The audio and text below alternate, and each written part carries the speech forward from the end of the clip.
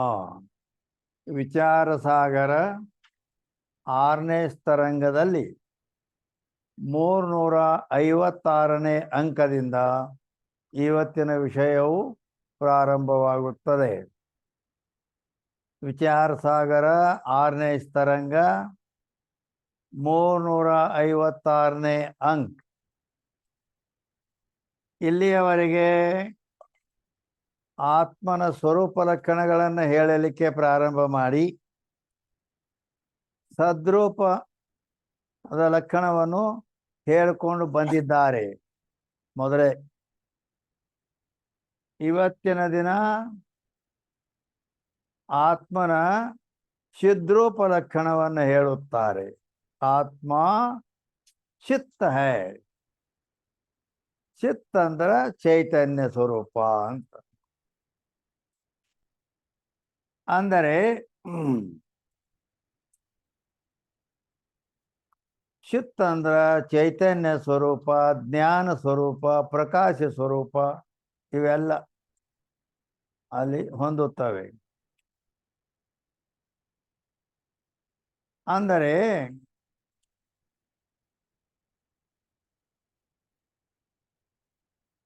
ಆತ್ಮ ಚಿತ್ತ ಹೈ. ಆತ್ಮ ಚಿತ್ತ ಹೈ ಅಂದ್ರೆ ಸತ್ ಆಯ್ತು. ಸತ್ತದ ನಂತರ ಚಿತ್. ಚಿತ್ ಅಂದ್ರೆ ಜ್ಞಾನ ಸ್ವರೂಪ. ಪ್ರಕಾಶ ರೂಪ ಜೋ ಜ್ಞಾನ ಸೋ ಚಿತ್ ಕೈಯೇ ಹೈ. ಚಿತ್ ಅಂದ್ರೆ ಏನಪ್ಪ? ಯಾಕಂದ್ರೆ ಚಿತ್ ಕೊಟ್ಟು ಕೇಳು ಅಂತಂದ್ರೆ ಮತ್ತೆ ಅಲ್ಲಿ ಅಲ್ಲಿ ಮನಸ್ಸು ಅಂತ ಆಗ್ತದೆ. ಹೌದಲ್ಲ? ಚಿತ್ತಿನ ವಿವರ್ತವೇ ಜಗವಿದು ಅಂತ ನಿಜಗೊಂಡು ಹೇಳ್ಯಾರ. ಈ ಜಗತ್ತೇನು ಅಂತ ಕೇಳಿದ್ರೆ ಚಿತ್ತಿನ ವಿವರ್ತವೇ ಅಂದ್ರೆ ಇಲ್ಲಿ ಅದ ಈ ಚೈತನ್ಯ ಚಿತ್ತ ಬ್ರಹ್ಮ ಸ್ವರೂಪ ಅಂತ ಅರ್ಥ ಅಲ್ಲಿ. ಹೇಗೆ ಅದಕ್ಕೆ ಚಿತ್ತ ಅಂದ್ರೆ ಏನಪ್ಪ ಅಂದ್ರ ಪ್ರಕಾಶ ರೂಪ ಜೋ ಜ್ಞಾನ. ಪ್ರಕಾಶ ರೂಪವಾದ ಯಾವ ಜ್ಞಾನ ಅದಲ್ಲ ಸೋ ಚಿತ್ ಕೈಯೇ ಹೈ. ಅದಕ್ಕೆ ಚಿತ್ ಅನ್ನುತ್ತಾರೆ. ಅದರ ಮೇಲೆ 405ನೇ ಟಿಪ್ಪಣಿ ಐತಿ. ಚಿತ್ ಅಂದ್ರೆ ಏನು ಅಂದ್ರೆ ಈಗ ಅದರೆಲ್ಲ ಇದು ಪ್ರಕಾಶ ರೂಪ ಯಾವ ಜ್ಞಾನ ಅದಕ್ಕನ ಚಿತ್ ಅನ್ನುತ್ತಾರೆ ಅಂತೇಳಿ 405ನೇ ಟಿಪ್ಪಣಿ. ಅಲುಪ್ತ ಪ್ರಕಾಶಕ್ಕೂ ಚಿತ್ ಕಯೆ. ಅಲ್ಲಿ ಚಿತ್ ಅಂದ್ರೆ ಏನು ಅಂತ ಇವ್ರೇನು ಹೇಳಿದ್ರು? ಅಲ್ಲಿ ಹೇಳಿದ್ರು ಅವರು ಪ್ರಕಾಶ ರೂಪವಾದ ಯಾವ ಜ್ಞಾನವಿದೆಯೋ ಅದಕ್ಕೆ ಚಿತ್ ಅನ್ನುತ್ತಾರೆ ಅಂತ ಹೇಳಿದರು. ಅಲ್ಲಿ ಮ್ಯಾಲೆ ಚಿತ್ ಅಂದ್ರೆ ಏನು? ಚೈತನ್ಯ ಅಂತ ಹೇಳಿದರು. ಈಗ ಟಿಪ್ಪಣಿಯಲ್ಲಿ ಏನು ಹೇಳ್ತಾರೆ? ಅಲುಪ್ತ ಪ್ರಕಾಶಕ್ಕೂ ಚಿತ್ ಕಯೆ. ಯಾವ ಪ್ರಕಾಶಕ್ಕೆ ಲುಪ್ತ ಅಂದ್ರೇನು? ಲೋಪವಿಲ್ಲವೋ ಅಂತ, ಇಲ್ಲ ಅಂತ ಹೇಳಿಸಿಕೊಳ್ಳುವುದಿಲ್ಲವೋ ಅಂದ್ರೆ ಆ ಪ್ರಕಾಶ ಯಾವಾಗಲೂ ಇರ್ತಕ್ಕಂಥದ್ದು, ಆ ಜ್ಞಾನ ಯಾವಾಗಲೂ ಇರ್ತಕ್ಕಂಥದ್ದು, ಅದಕ್ಕೆ ಚಿತ್ತ ಅನ್ನುತ್ತಾರೆ ಅಂತ ಹೇಳಿದ್ರೆ. ಲುಪ್ತ ಅಂದ್ರೆ ಒಮ್ಮೆ ಇದ್ದು ಒಮ್ಮೆ ಇಲ್ಲದ್ದು ಅದು. ಅಲುಪ್ತ ಅಂದ್ರ ಸ್ವಯಂ ಪ್ರಕಾಶ್. ಯಾಕಂದ್ರೆ ಸ್ವಯಂ ಪ್ರಕಾಶ ಐತೆ ಅದು. ಅದು ಇನ್ನೊಂದು ಇವೆಲ್ಲ ಉಳಿದು ಎಲ್ಲ ಪರಪ್ರಕಾಶಗಳದಾವ. ಎಲ್ಲ ಅಂದ್ರೇನು? ಅಂದರೆ ಸೂರ್ಯ ಯದಾದಿತ್ಯಗತಂ ತೇಜೋ ಜಗದ್ಭಾಸಯತೆ ಅಖಿಲಂ ಯಚ್ಚಂದ್ರಮಸಿ ಯಚ್ಚಾಗ್ನೌ ತತ್ತೇಜೋ ವಿದ್ಧಿ ಮಾಮಕಂ. ಭಗವದ್ಗೀತೆಯಲ್ಲಿ ಏನು ಹೇಳ್ತಾನೆ ಪರಮಾತ್ಮ? ಯದಾದಿತ್ಯಗತಂ ತೇಜೋ. ಆದಿತ್ಯ ಅಂದ್ರೆ ಸೂರ್ಯ. ಆ ಸೂರ್ಯನಲ್ಲಿದ್ದ ಪ್ರಕಾಶ ಅದು ಜಗತ್ತನ್ನ ಪ್ರಕಾಶ ಮಾಡ್ತದೆ. ಸಂಪೂರ್ಣ ಬ್ರಹ್ಮಾಂಡ ಜಗತ್ತನ್ನೆಲ್ಲ ಬೆಳಗ್ತದೆ. ಆದರೂ ಅದು ಅದರ ಸ್ವಂತ ಪ್ರಕಾಶ ಅಲ್ಲ. ರಾತ್ರಿಯಲ್ಲಿ ಚಂದ್ರನು ಜಗತ್ತನ್ನ ಪ್ರಕಾಶ ಮಾಡ್ತಾನೆ ಬೆಳದಿಂಗರ ರೂಪದಿಂದ. ಆದರೂ ಆ ಪ್ರಕಾಶವು ಚಂದ್ರನದ ಅಲ್ಲ. ಅಗ್ನಿಯು ಅಲ್ಲಲ್ಲೇ ಆಯಾ ಸ್ಥಾನಗಳಲ್ಲಿ ಅದು ಅಗ್ನಿ ಉದಯ ಆದಾಗ ಅಲ್ಲಿ ಎದ್ದ ಕತ್ತಲೆಯನ್ನು ಕಳಿತದ ಪ್ರಕಾಶ ಮಾಡ್ತದ ಅದು. ಹೀಗೆ ಇವು ಪ್ರಕಾಶ ಮಾಡಿದ್ರು ಆ ಪ್ರಕಾಶ ಅವುಗಳದು ಅಲ್ಲ ಅಂತ. ತತ್ತೇಜೋ ವಿದ್ಧಿ ಮಾಮಕಂ, ಅದು ನನ್ನದು ಅಂದ್ರೆ ಆತ್ಮ ಸ್ವರೂಪ ಅಥವಾ ಬ್ರಹ್ಮ ಸ್ವರೂಪದ ಅದು ಯಾವ ಪ್ರಕಾಶ ಐತೋ ಅದು ಚಿತ್ತ ಅಂತ ಹೇಳಲ್ಪಡುತ್ತದೆ ಅಂತ. ಅದಕ್ಕನ ದಕ್ಷಿಣಾಮೂರ್ತಿ ಸ್ತೋತ್ರದಲ್ಲಿಯೂ ಕೂಡ ಹೇಳ್ತಾರೆ, ನಾನಾ ಛಿದ್ರ ಘಟೋದರ ಸ್ಥಿತ ಮಹಾದೀಪ ಪ್ರಭಾ ಭಾಸ್ವರಂ ಜ್ಞಾನಂ ಯಶ್ಯತು ಚಕ್ಷುರಾದಿ ಕರ್ಣದ್ವಾರ ಬಹಿಸ್ಪಂದತೆ ಅಂತ ಉದಾಹರಣೆ ಕೊಟ್ಟಾರ.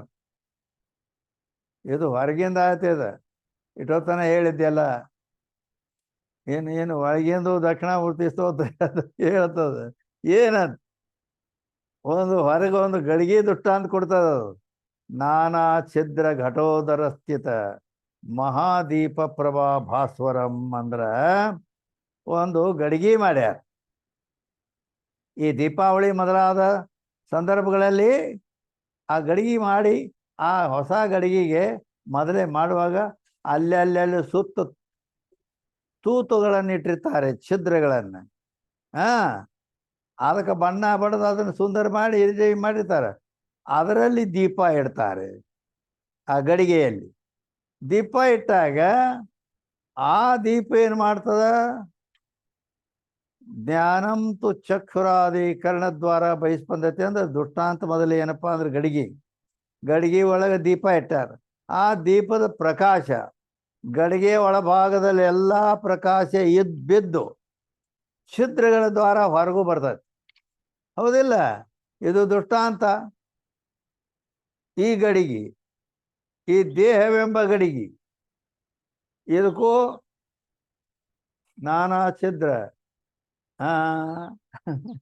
ನವದ್ವಾರೆ ಪುರಿಯದಿ ಅಂತ ಗೀತೆಯಲ್ಲೇ ಹೇಳ್ಯಾನ. ಅದನ್ನು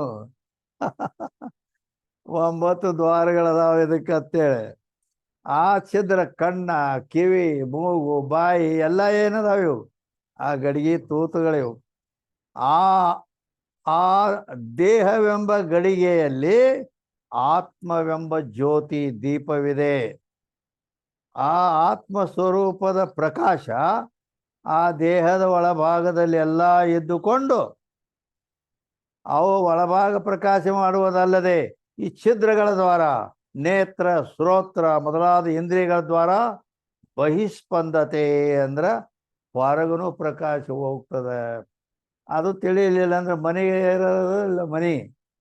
ಮನೆಯಲ್ಲಿ ನಿಮ್ಮ ಮನೆ ಅದ, ಮನೆಗೆ ಬಾಗಿಲು ಕಿಟಕಿಗಳದಾವು, ಮನ್ಯಾಗ ಲೈಟ್ ಹಚ್ಚಿರಿ, ಬಲ್ಬ್ ಟ್ಯೂಬ್ ಲೈಟ್ ಹಚ್ಚಿದ್ರೆ ಆ ಪ್ರಕಾಶ ಮನೆಯ ಒಳಭಾಗದಲ್ಲೆಲ್ಲ ಪ್ರಕಾಶ ಮಾಡುವುದಲ್ಲದೆ ಕಿಟಕಿಗಳಿಂದ ಬಾಗಿಲುಗಳಿಂದ ಹೊರಗೂ ಕೂಡ ಪ್ರಕಾಶ ಬೀಳುತ್ತದೆ. ಆ ರೀತಿ ಈ ದೇಹವೆಂಬ ಘಟದ ಒಳಭಾಗದಲ್ಲೆಲ್ಲ ಪ್ರಕಾಶ ಮಾಡಿ ಆ ಇಂದ್ರಿಯ ದ್ವಾರ ಹೊರಗೆ ಹೋಗಿ ಹೊರಗಿನ ವಸ್ತುಗಳನ್ನು ಕೂಡ ಅದು ಪ್ರಕಾಶ ಮಾಡುತ್ತದೆ. ಆತ್ಮ ಸ್ವರೂಪನು ಸ್ವಯಂ ಪ್ರಕಾಶ ಸ್ವರೂಪಿದೆ ಅಂತ ಈ ರೀತಿ.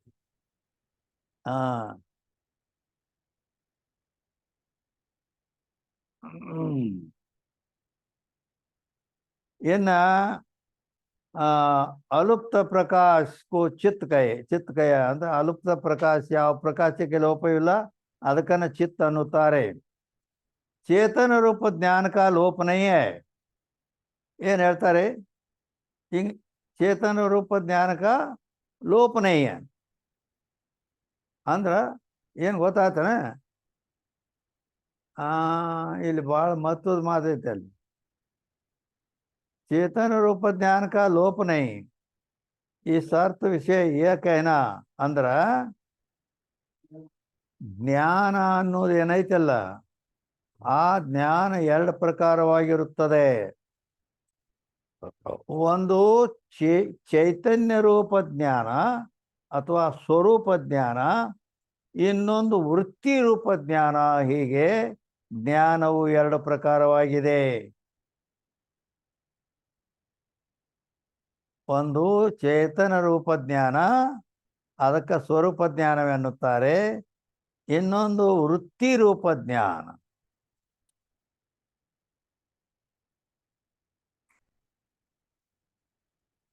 ಚೇತನ ರೂಪ ಜ್ಞಾನ, ವೃತ್ತಿ ರೂಪ ಜ್ಞಾನ ಅಂತ ಜ್ಞಾನವು ಎರಡು ಪ್ರಕಾರವಾಗಿದೆ. ಈಗ ವೃತ್ತಿ ರೂಪ ಜ್ಞಾನ ಅಂತ ಎದಕ್ಕಂತಾರೆ, ಅದರ ಲಕ್ಷಣ ಏನು ಅಂತ ಕೇಳಿದರೆ, ಕಲ್ಪಿತ ಆಶ್ರಯ ಕಲ್ಪಿತ ವಿಷಯ ಸಹಿತತ್ವಂ ವೃತ್ತಿ ರೂಪ ಜ್ಞಾನ. ವೃತ್ತಿ ರೂಪ ಜ್ಞಾನ ಅಂತಂದ್ರೆ ಎದಕ್ಕಂತಾರೆ, ಕಲ್ಪಿತ ವಿಷಯ ಕಲ್ಪಿತ ಆಶ್ರಯ ಸಹಿತತ್ವಂ. ಕಲ್ಪಿತ ವಿಷಯ ಕಲ್ಪಿತ ಆಶ್ರಯ ಸಹಿತತ್ವಂ ವೃತ್ತಿ ರೂಪ ಜ್ಞಾನ. ವೃತ್ತಿ ರೂಪ ಜ್ಞಾನ ಅಂತ ಎದಕ್ಕಂತಾರೆ ಅಂದ್ರೆ, ಕಲ್ಪಿತ ವಿಷಯ ಇರಬೇಕು, ಕಲ್ಪಿತ ಆಶ್ರಯ ಇರಬೇಕು, ಅದಕ್ಕೆ ವೃತ್ತಿ ರೂಪ ಜ್ಞಾನ ಅಂತಾರೆ. ಗೊತ್ತಾತೇನ?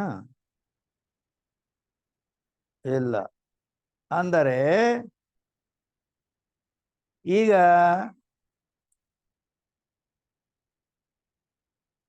ಇಲ್ಲಿ ನನ್ನ ಮುಂದೆ ಈಗ ರೆಕಾರ್ಡಿಂಗ್ ಮೊಬೈಲ್ ಐತಿ ಅಥವಾ ಈ ಕ್ಯಾಮರಾ ಇಟ್ಟಿದ್ದಾರೆ. ರೆಕಾರ್ಡಿಂಗ್ ಸಲುವಾಗಿ ಕ್ಯಾಮ್ರಾ ಇಟ್ಟಾರ. ಇದು ಕ್ಯಾಮ್ರಾ ಅದ ಅಥವಾ ಇದು ಮೊಬೈಲ್ ಐತಿ ಅನ್ಬೇಕಾದ್ರೆ ಅದ್ರ ಜ್ಞಾನ ಆಯ್ತಿಲ್ಲ ನನಗೆ. ಇದು ಯಾವ ಜ್ಞಾನ? ವೃತ್ತಿ ರೂಪ ಜ್ಞಾನ. ಇದು ಅಂತಃಕರಣದ ಪರಿಣಾಮ ರೂಪ ವೃತ್ತಿ ರೂಪ ಜ್ಞಾನ.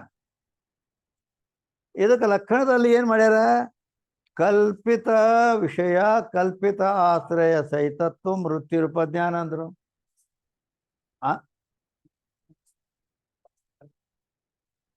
ಎರಡೂ ಒಂದ, ಹಿಂದ ಮುಂದರ ಮಾಡಿ ಮುಂದೆ ಹಿಂದರ ಮಾಡಿ ಒಂದ. ಅದೇನು ತಪ್ಪಗಟ್ಟ ಆಗೋ ಪಕ್ಕಿ ಇಲ್ಲ ಇಲ್ಲಿ. ಅಂದ್ರ ಅದು ವೃತ್ತಿ ಯಾವುದನ್ನು ವಿಷಯ ಮಾಡ್ತದ? ಮೊಬೈಲನ್ನು ವಿಷಯ ಮಾಡ್ಯದ. ಇದು ಮೊಬೈಲ ಅಂತ ತಿಳಿದದ, ಹೌದಲ್ಲ? ಆ ಮೊಬೈಲ್ ಸತ್ಯದನ? ಬ್ರಹ್ಮ ಚೈತನ್ಯದಂತೆ ಸತ್ಯ ಇದೆ? ಇಲ್ಲ. ಜಗತ್ತ ಕಲ್ಪಿತ ಐತೆ. ಅದರ ಜಗತ್ತಿನಲ್ಲಿರುವ ಅದೊಂದು ವಸ್ತು, ಅದು ಕಲ್ಪಿತ. ಕಲ್ಪಿತದ ಲಕ್ಷಣ ಏನು? जो होवे नहीं, स्वप्न पदार्थ की नहीं भ्रांति से भाषे, सो कल्पित है. ಪ್ರತಿಯೊಂದಕ್ಕೆ ಲಕ್ಷಣ ಅದಾವ ಅಂತ ಹೇಳಿ. ಈ ವಸ್ತು ಕಲ್ಪಿತ ಅಂದ್ರೆ, ಕಲ್ಪಿತ ವಿಷಯ ಅಂದ್ರೆ, ಕಲ್ಪಿತ ವಿಷಯ ಅಂದ್ರೆ ವಿಷಯವಾದ ಮೊಬೈಲ್ ಅದು ಕಲ್ಪಿತ. ಕಲ್ಪಿತ ಅಂದ್ರೆ ಅದು ವಾಸ್ತವಿಕ, ಅದು ಇಲ್ಲ ಇಲ್ಲ. ಮತ್ತು ತೋರ್ತೈತಲ್ಲ ನಮ್ಗೆ, ಇಲ್ಲ ಅಂದ್ರೆ ಹೆಂಗ ಅಂತ ಕೇಳಿದ್ರೆ, ಸ್ವಪ್ನ ಪದಾರ್ಥ ಕಿ ನ್ಯಾಯಿ ಭ್ರಾಂತಿ ಸೇ ಭಾಷೆ. ಸ್ವಪ್ನ ಪದಾರ್ಥಗಳು ಕೂಡ ತೋರ್ತಾವ ನಮಗ. ಸ್ವಪ್ನದಲ್ಲಿ ಕನಸಿನಲ್ಲಿ ಪದಾರ್ಥಗಳು ತೋರ್ತಾವ ಇಲ್ಲ? ಮತ್ತು ತೋರುದು ಎಲ್ಲ ಸತ್ಯನೇನ? ಈಗ ಒಬ್ಬ ಹುಡುಗ ಅವ ಇನ್ನ ಲಗ್ನ ಮಾಡ್ಕೊಂಡಿಲ್ಲ, ಬ್ರಹ್ಮಚಾರಿ ಅದಾನ. ಅವ ಕನಸು ಬಿತ್ತು, ಕನಸಿನಾಗ ಲಗ್ನ ಆದಂಗ ಮತ್ತು ನಮ್ಮ 3-4 ಮಕ್ಕಳು ಅದು, ಹಿಂಗೆಲ್ಲ ದೊಡ್ಡ ಸಂಸಾರ ಆಗಿಬಿಡುತ್ತೆ. ಯಾತ್ರ ಆದ್ರೆ ಎಲ್ಲಿ ಹೇಳ್ತೀನಿ ಇಲ್ಲ, ಮಕ್ಕಳು ಇಲ್ಲ, ಏನೂ ಇಲ್ಲ. ಹೌದಿಲ್ಲ? ಅದಕ್ಕಾಗಿ ಅವೆಲ್ಲ ಕಲ್ಪಿತ ಅಂದ್ರೆ ಇಲ್ಲೇ ಇಲ್ಲ, ಅವು ತೋರ್ತಾವ ಅಷ್ಟೇ. ಸ್ವಪ್ನ ಪದಾರ್ಥಗಳು ಹೇಗೆ ತೋರ್ತಾವೋ, ಈಗ ನಿಮಗೆ ಜಾಗೃತದಲ್ಲಿ ಈ ಜಾಗೃತ ಅಂತ ನೀವು ಅಂತೀರಿ. ಇದನ್ನು ಕೂಡ ಪಾರಮಾರ್ಥ ದೃಷ್ಟಿಯಿಂದ ಇದು ಒಂದು ಸ್ವಪ್ನನ. ಈಗೆಲ್ಲ ಇದ್ದದ್ದು ಕನಸಿನಾಗೇನೆ ಹೇಳ್ತೀವಿ. ಕನಸಿನಾಗಿನ ಮಕ್ಕಳು, ಮನೆ, ಮಾರ ಎಲ್ಲ ಇವು ಕಲ್ಪಿತ ಅದಾವು. ಆ ಆದ್ದರಿಂದ ಕಲ್ಪಿತ ವಿಷಯ ಅಂದ್ರ ಈ ಮೊಬೈಲ್ ಕಲ್ಪಿತ ಅದ. ಅದು ಆ ವೃತ್ತಿಗೆ ವಿಷಯ ಆಗ್ಯದ. ಹೌದಿಲ್ಲೋ? ಕಲ್ಪಿತ ವಿಷಯ ಅಂದ್ರ. ಇನ್ನ ಕಲ್ಪಿತ ಆಶ್ರಯ ಏನ್ರ ಹೇಳಂಗದೇನು?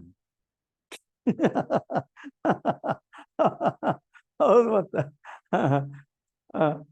ಅಂದ್ರ ಕಲ್ಪಿತ ವಿಷಯ ಆಯ್ತು. ಕಲ್ಪಿತ ಆಶ್ರಯ. ಆಶ್ರಯ ಅಂದ್ರೆ ಈ ವೃತ್ತಿ ರೂಪ ಜ್ಞಾನ. ಇದಕ್ಕೆ ಆಶ್ರಯವೇನು?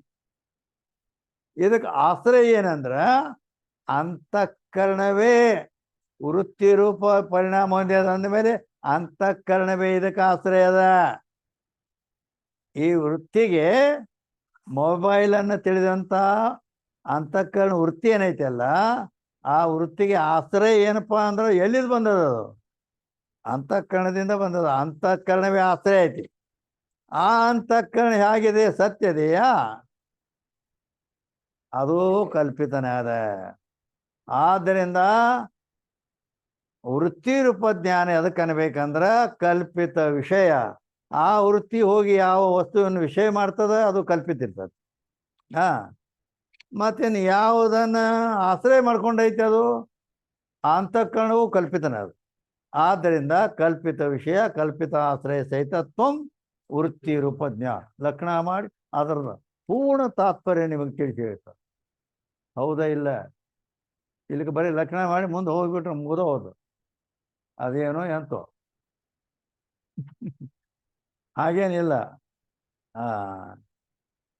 ಅಂದ್ರ ನಾವು ಭವರೋಗ ವೈದ್ಯರು ಅಂದ್ರ ಮತ್ತೆ ತಿರುಗಿ ಬರಬೇಡಿ. ನೀ ತಿರುಗಿ ಬರಬೇಡ ಅಂತ ಹಿಂಗ ಎಲ್ಲ ಡಾಕ್ಟ್ರು ತಿರುಗಿ ಮತ್ತೆ ನಾಳೆ ಬಾ ಅಂತ ಹೇಳ್ತಾರ ಅವ್ರು. ಹೌದಲ್ಲ?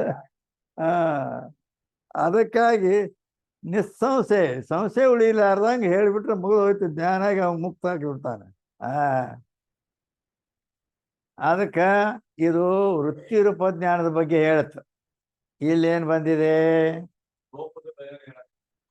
ಚೇತನ ರೂಪ ಜ್ಞಾನಕ್ಕ ಲೋಪನೆ ಅಂದ್ರಲ್ಲಿ ಚೇತನ ರೂಪ ಜ್ಞಾನಕ್ಕ ಲೋಪಿಲ್ಲ, ಲಯ ಇಲ್ಲ. ಯಾಕಂದ್ರೆ ವೃತ್ತಿ ರೂಪ ಜ್ಞಾನಕ್ಕ ಲೋಪವಿದೆ. ತಿಳಿತಾ? ಆದ್ರೆ ಇಲ್ಲಿ ಬಂದದ್ದು ಚೇತನ ರೂಪ ಜ್ಞಾನ ಅಂತ ಹೇಳಲ್ಪಡ್ತು. ಅದ ಆತ್ಮನ ಸ್ವರೂಪಭೂತವಾದ ಚೇತನ ರೂಪ ಜ್ಞಾನ ಅದು. ಅದಕ್ಕೆ ಎಂದೆಂದು ನಿಜಗೊಂಡ್ರೆ ಹೇಳ್ಯಾರ, ಮರೆಯದೊಮ್ಮೆಯೂ ಅರಿವೆ ಬರೇ ಅರಿವೆ. ನೀನು ಮರೆಯದೊಮ್ಮೆಯೂ ಜಗದಿರವ ನಿಂತರಿವೆ.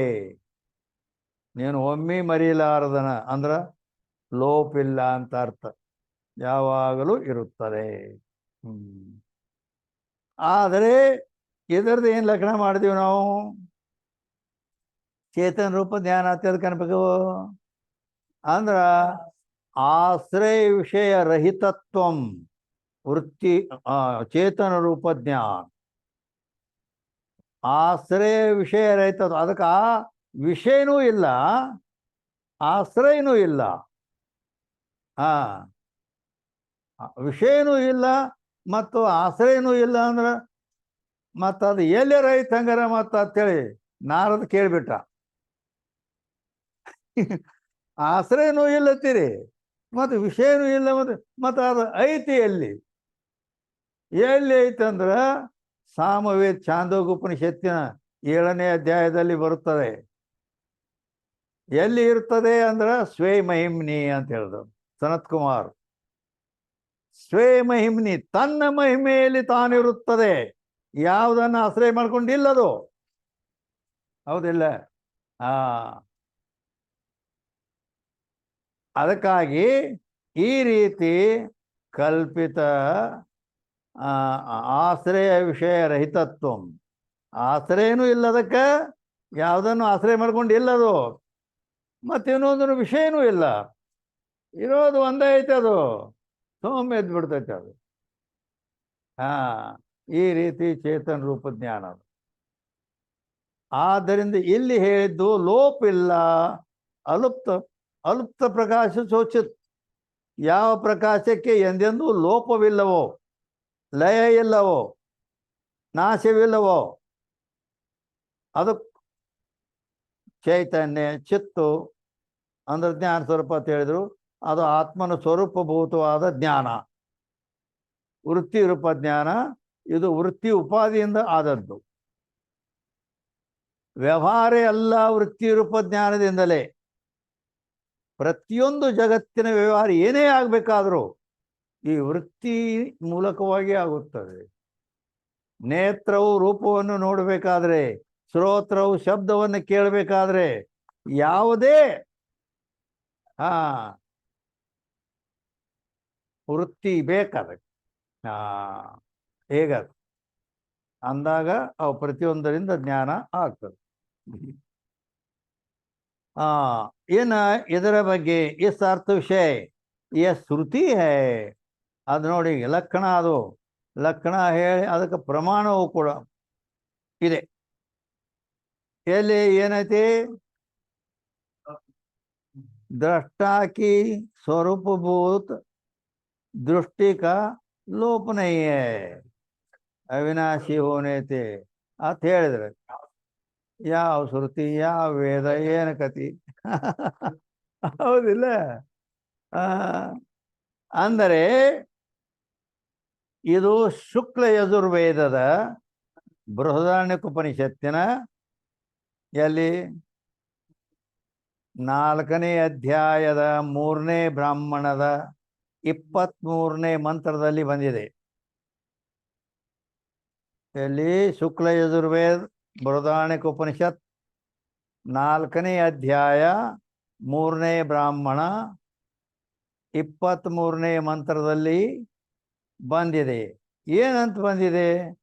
ಅದರ ಅರ್ಥ ಇಲ್ಲಿ ಹಿಂದಿ ಒಳಗೆ ಬರ್ದಾರ ಅವ್ರ. ತಿಳಿತಾ? ಶ್ಲೋಕ ಬರ್ದಿಲ್ಲ ಅವ್ರ. ಅದು ಮಂತ್ರ. ಅಲ್ಲಿ ಏನು ಬಂದಿದೆ ಬೃಹದಾರಣ್ಯಕೋಪನಿಷತ್ತಿನಲ್ಲಿ ಅಂತ ಕೇಳಿದ್ರೆ, ನಹಿ ದ್ರಷ್ಟುರ್ ದೃಷ್ಟೇ ವಿಪರಿಲೋಪೋ ವಿದ್ಯತೆ ಅವಿನಾಶಿತ್ವಾತ್ ಅಂತ ಬರ್ದದ ಬಂದದಲ್ಲಿ. ನಹಿ ದ್ರಷ್ಟುರ್ ದೃಷ್ಟೇ, ಒತ್ತಕ್ಷರ ಬರ್ಲಕ್ ಬರ್ಬೇಕಿಲ್ಲಿ. ನಹಿ ದ್ರಷ್ಟುರ್ ದೃಷ್ಟೇ ಬರ್ಲಕ್ ಬರ್ತದಿಲ್ಲ. ದ್ರಷ್ಟುರ್ ದೃಷ್ಟೇ ಉಚ್ಚಾರ ಸ್ಪಷ್ಟ ಮಾಡ್ತೇನೆ ನಾ. ನಹಿ ದ್ರಷ್ಟುರ್ ದೃಷ್ಟೇ ವಿಪರಿಲೋಪೋ ವಿದ್ಯತೆ ಅವಿನಾಶಿತ್ವಾತ್ ಅಂತ ಬಂದಿದೆ ಅಲ್ಲಿ. ವಿಪರಿಲೋಪೋ ವಿದ್ಯತೆ ಅವಿನಾಶಿತ್ವಾತ್ ಅಂದ್ರ ಆ ಆತ್ಮಸ್ವರೂಪಕ್ಕೆ, ಅದರ ದೃಷ್ಟಿಗೆ, ದ್ರಷ್ಟು ಅಂದ್ರೆ ನೋಡತಕ್ಕಂಥವನು ದ್ರಷ್ಟು. ಆ ನೋಡತಕ್ಕಂಥ ದ್ರಷ್ಟು ರೂಪ ಆತ್ಮನ ದೃಷ್ಟಿ, ದೃಷ್ಟಿ ಅಂದ್ರೆ ಜ್ಞಾನ. ವಿಪರಿಲೋಪೋ ವಿದ್ಯತೆ ನಹಿ, ನಹಿ ವಿಪರಿಲೋಪೋ, ಅದನ್ನು ಇಲ್ಲಿ ಅನ್ವಯ ಮಾಡ್ಕೋಬೇಕು. ನಹಿ ವಿಪರಿಲೋಪೋ ವಿದ್ಯತೆ, ವಿಪರಿಲೋಪೋ ನ ವಿದ್ಯತೆ ಹಿಂಗೂ ಮಾಡ್ಬೋದು. ಆದ್ರೆ ಅವನ ಜ್ಞಾನಕ್ಕೆ ಲೋಪವೇ ಇಲ್ಲ. ಯಾಕಿಲ್ಲ? Why not?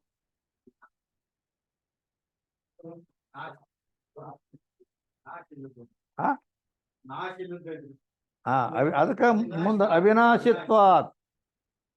ಅದಕ್ಕೆ ಯಾಕಿಲ್ಲ ಅಂದ್ರೆ ಅದಕ್ಕೆ ನಾಶರಹಿತನಾಗಿದ್ದ, ಅದಕ್ಕೆ ನಾಶರಹಿತವಾಗಿ ಅವಿನಾಶಿ ಆಗ್ಯದ.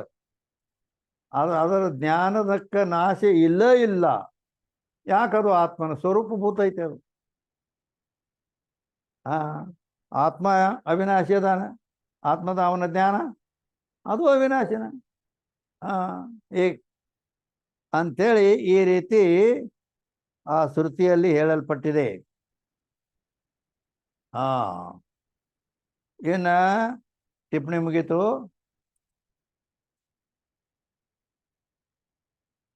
जो ಅಪ್ರಕಾಶ ರೂಪ ಆತ್ಮ ಅಂಗೀಕಾರ ಕರೇತೋ, ಜೋ ಅಂದ್ರೆ ಒಂದು ವೇಳೆ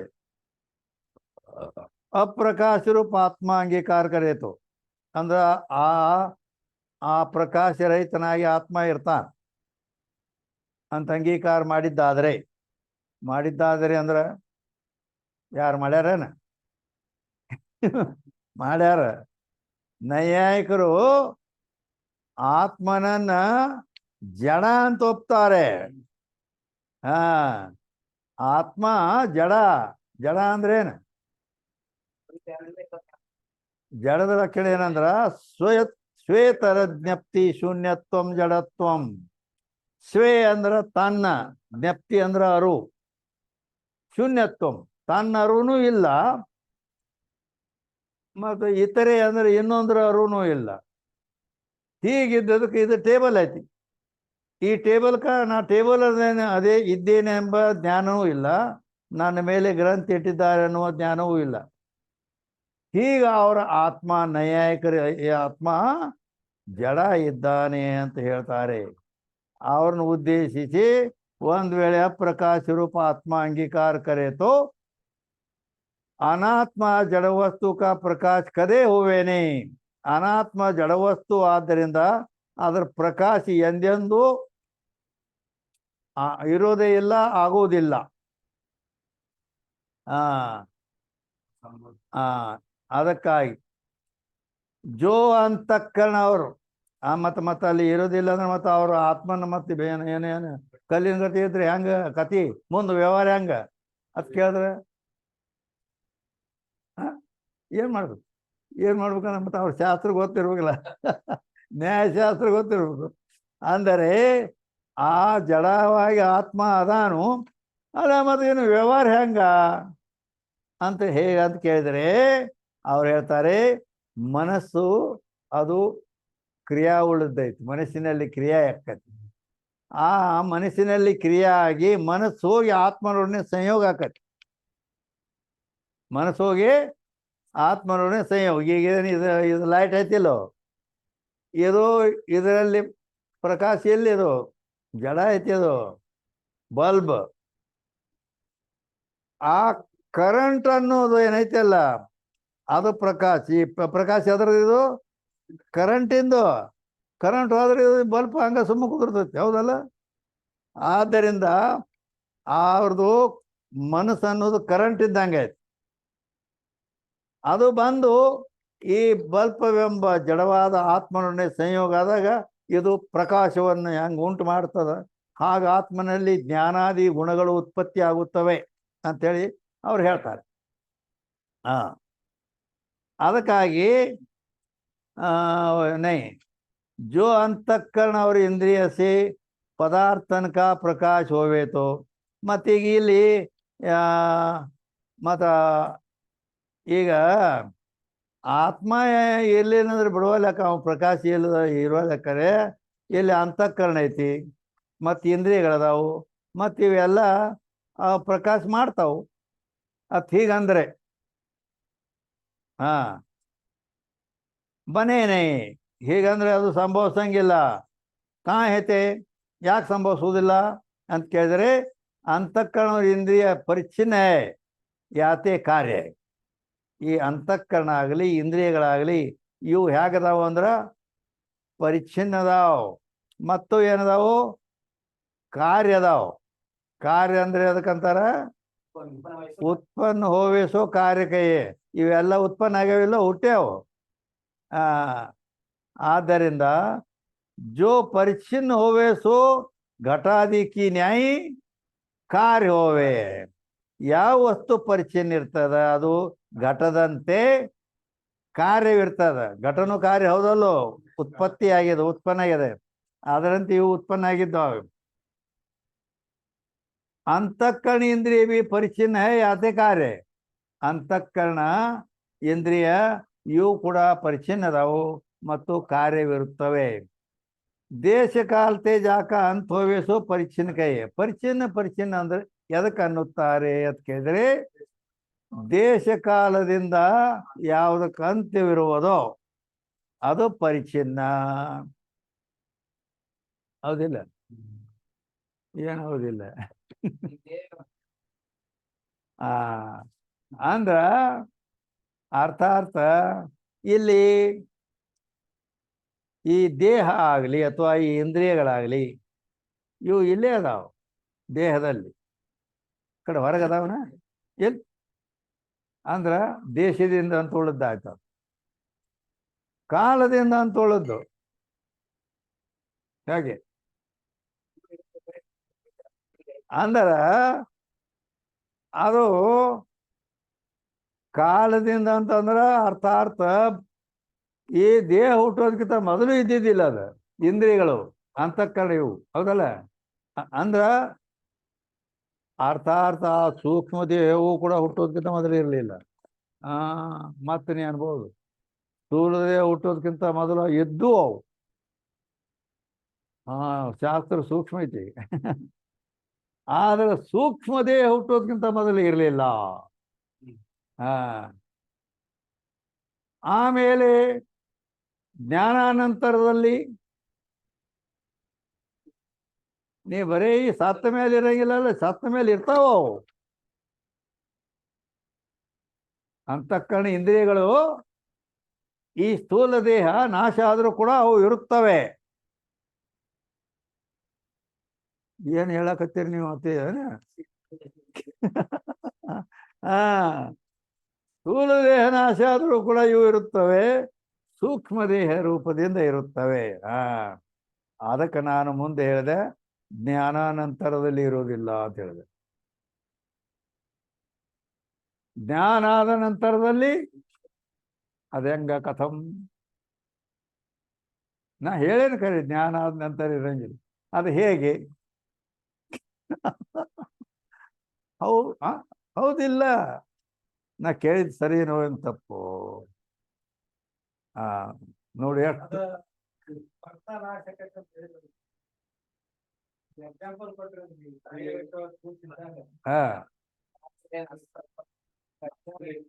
ನಾ ಏನ್ ಕೇಳೀನಿ? ಆ ಸೂಕ್ಷ್ಮ ಶರೀರ ಅದೇ ಅಂದ್ರ ಇಲ್ಲ, ಸ್ಥೂಲ ದೇಹ ನಾಶ ಆದ್ರೂ ಇರ್ತಾವ. ಅವು ಜ್ಞಾನ ಆದ ನಂತರದಲ್ಲಿನೂ ಅವು ಇರ್ತಾವ. ಜ್ಞಾನ ಆದ ನಂತರದಲ್ಲಿ ಇರಂಗಿಲ್ಲ ಅಂತ ಈಗ ಹೇಳಿದ. ಹೌದಿಲ್ಲ? ಜ್ಞಾನ ಆದ ನಂತರ ಇರಂಗಿಲ್ಲ ಅಂದ್ರೆ ಹೇಗಿರುವುದಿಲ್ಲ?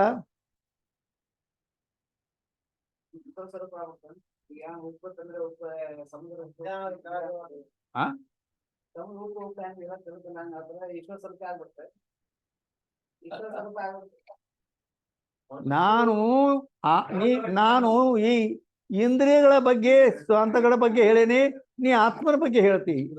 ಏನು ಆ ಕಡೆದು ಏನು ಏನಂತೀರಾ?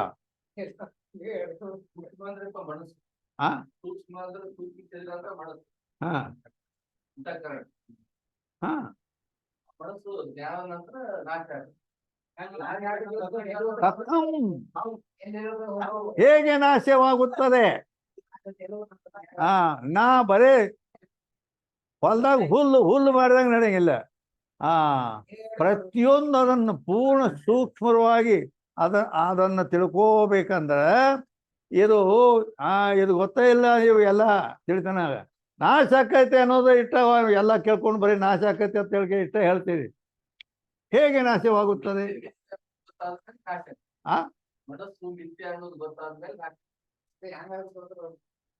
ಸರಿಯಾದ ಉತ್ತರ ಸರಿಯಲ್ಲ.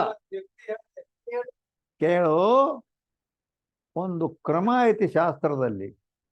ಕ್ರಮ ಏನೈತಿ ಅಂತ ಕೇಳಿದರೆ, ಯಾಕಂದ್ರ ಈ ಜ್ಞಾನಕ್ಕೂ ಸೂಕ್ಷ್ಮ ದೇಹಕ್ಕೂ ವೈರತ್ವನೇ ಇಲ್ಲ. ಜ್ಞಾನಕ್ಕೂ ಸ್ಥೂಲ ದೇಹಕ್ಕೂ ವೈರತ್ವವೇ ಇಲ್ಲ. ವೈರತ್ವ ಇದ್ದರೆ ಮಾತ್ರ ನಾಶ ಮಾಡುತ್ತದೆ. ತಿಳಿತಾ? ಪ್ರಕಾಶಕ್ಕೂ ಕತ್ತಲೆಗೆ ವೈರತ್ವವಿದೆ. ಆ ಹಾ ಆದ್ದರಿಂದ ಪ್ರಕಾಶ ಅದನ್ನು ಕತ್ತಲೆಯನ್ನು ನಾಶ ಮಾಡುತ್ತದೆ. ಆದ್ದರಿಂದ ಜ್ಞಾನ ಆದ ಮೇಲೆ ಇದು ಇರೋದಿಲ್ಲ, ಜ್ಞಾನ ಆಗುವ ತನಕ ಮಾತ್ರ ಇರ್ತದಂತ ಹೇಳಿದೆ. ಏನು ಅವು ಅಂತಃಕರಣ ಮತ್ತು ಇಂದ್ರಿಯಗಳು, ಹೌದಿಲ್ಲ? ಅಂದ್ರೆ ಏನಾಯ್ತು, ಆ ಸೂಕ್ಷ್ಮ ಶರೀರ, ಅಂತಃಕರಣ ಇಂದ್ರಿಯ ಅಂದ್ರೆ ಏನು? ಸೂಕ್ಷ್ಮ ಶರೀರ.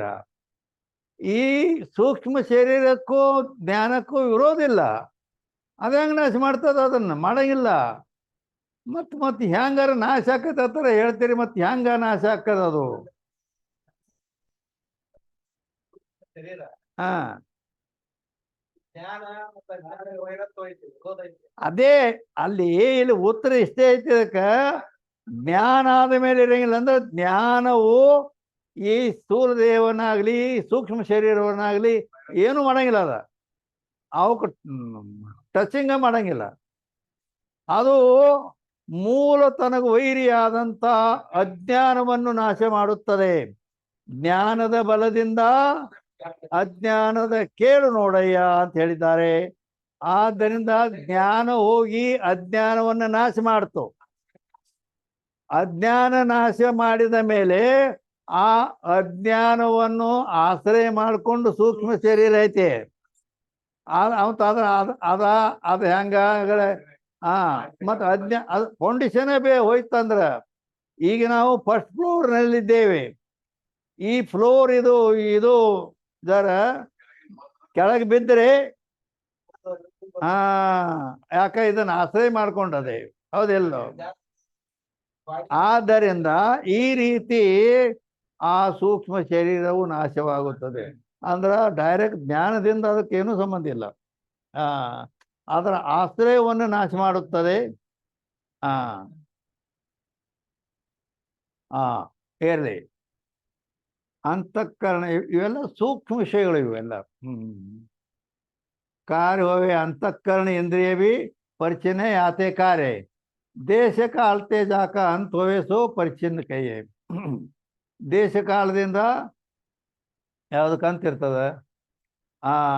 ಅದಕ್ಕೆ ಅದನ್ನ ಯಾವ್ದು ಹೇಳಕತ್ತಿದ್ವಿ, ಅದು ಕಾಲದಿಂದ ಅಂತಂದಾಗ ಅದು ಏನಾಯ್ತಂದ್ರೆ ಅವಾಗ ಜ್ಞಾನ ಆದ ನಂತರದಲ್ಲಿ ಅದು ಇರೋದಿಲ್ಲ ಅಂತ ಹೇಳಿದ್ನಿ. ಅದಕ್ಕೆ ಕಾಲದಿಂದ ಅಂತಿಲ್ಲ, ಭವಿಷ್ಯತ್ ಕಾಲದಲ್ಲಿನೂ ಅದು ಇರುವುದಿಲ್ಲ. ಪರಿಚಿನ್ನ ಹೋವೆ ಜೋ ಕಾರ್ಯ ಹೋವೆ ಸೋ ಜಡ ಹೋವೆ. ಯಾವ್ದು ಕಾರ್ಯ ಇರ್ತದ ಅದು ಜಡ ಇರ್ತದ. ಅಂತಃಕರಣ ಇಂದ್ರಿಯ ಬಿ ಜಡ ಹೇ. ಅಂತಃಕರಣ ಇಂದ್ರಿಯ ಯಾಗದಾವು? ಜಡ ಅದಾವು. ಚಿಂತೆ ಕಿಸಿ ವಸ್ತು ಕಾ ಪ್ರಕಾಶ ಬನೇನೆ. ಆ ಅಂತಃಕರಣ ಇಂದ್ರಿಯಗಳಿಂದ ಯಾವ ವಸ್ತುವಿನ ಪ್ರಕಾಶ ಆಗುವುದಿಲ್ಲ. ಯಾತೆ ಸ್ವ ಆತ್ಮ ಸರ್ವಕ ಪ್ರಕಾಶ ಕರೆ. ಹೇಳ್ತಾನೆ. ಈಗ ಆಗಲೇ ಹೇಳಿದ್ವಿ ನಾವು, ಏನಾಯ್ತು, ಈ ಈ ನೇತ್ರದಿಂದ ಈ ಮೊಬೈಲನ್ನು ತಿಳಿದೀವಿ ನಾವು ಅಂತ ಹೇಳ್ತೀವಲ್ಲ, ಹೌದಲ್ಲ? ನೇತ್ರದಿಂದ ಈ ನೇತ್ರಕ್ಕೆ ವಿಷಯ ಆಯ್ತು, ಅದು ಹಿಂಗೆ ತಿಳಿತೀವಿ. ಆದ್ರೆ ನೇತ್ರವೂ ಕೂಡ ಬಲ್ಪಿನ ದುಡ್ಡು ಅಂತ ಕೊಟ್ಟನಲ್ಲ ಆಗಲೇ, ಬಲ್ಪ್ ಇದ್ದಂಗೆ ಐತೆ ಅದು. ಆ ಬಲ್ಪ್ ಪ್ರಕಾಶ ಮಾಡಬೇಕಾದ್ರೆ ಕರೆಂಟನ್ನು ಅಪೇಕ್ಷೆ ಮಾಡ್ತದೆ. ಈಗ ನೇತ್ರವು ಕೂಡ ಈ ಮೊಬೈಲ್ನ ವಿಷಯವನ್ನು ತಿಳಿಬೇಕಾದ್ರೆ ಆತ್ಮನ ಅಪೇಕ್ಷೆ ಮಾಡ್ತದ. ಆತ್ಮನ ಕರೆಂಟ್ ಇಲ್ಲದ ಇದು ಪ್ರಕಾಶ ಮಾಡೋದಿಲ್ಲ. ಆ ಆತ್ಮನ ಪ್ರಕಾಶ ಇಲ್ಲದ ಇದರ ಜ್ಞಾನ ಆಗೋದಿಲ್ಲ. ಈ ನೇತ್ರಕ್ಕ ಶ್ರೋತ್ರಕ್ಕ ಯಾವ ಜ್ಞಾನವೂ ಆಗುವುದಿಲ್ಲ. ಹೀಗೆ किसी वस्तु का प्रकाश बने नहीं। ಯಾತೆ ಜೋ ಆತ್ಮ ಸರ್ವ ಕಾ ಪ್ರಕಾಶ ಕರೆ. ಆತ್ಮ ಅಲ್ಲಿ ಘಟವಾಗಲಿ ನೇತ್ರ ಮನಸ್ಸು ಎಲ್ಲವನ್ನು ಪ್ರಕಾಶ ಮಾಡುತ್ತಾನೆ. ಆದ್ದರಿಂದ ಸರ್ವ ಪ್ರಕಾಶಕ್ ಕರೆ ಸೋ ಪ್ರಕಾಶ ರೂಪ. ಯಾಕಂದ್ರೆ ಅವ ಪ್ರಕಾಶ ಸ್ವರೂಪನ ಅದಾನ, ಜ್ಞಾನ ಆತ್ಮ.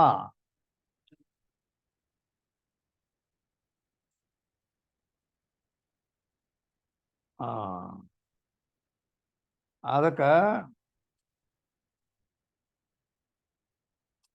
ಅದಕ್ಕೆ ಆಗಲೇ ಹೇಳಿದ್ವಲ್ಲ,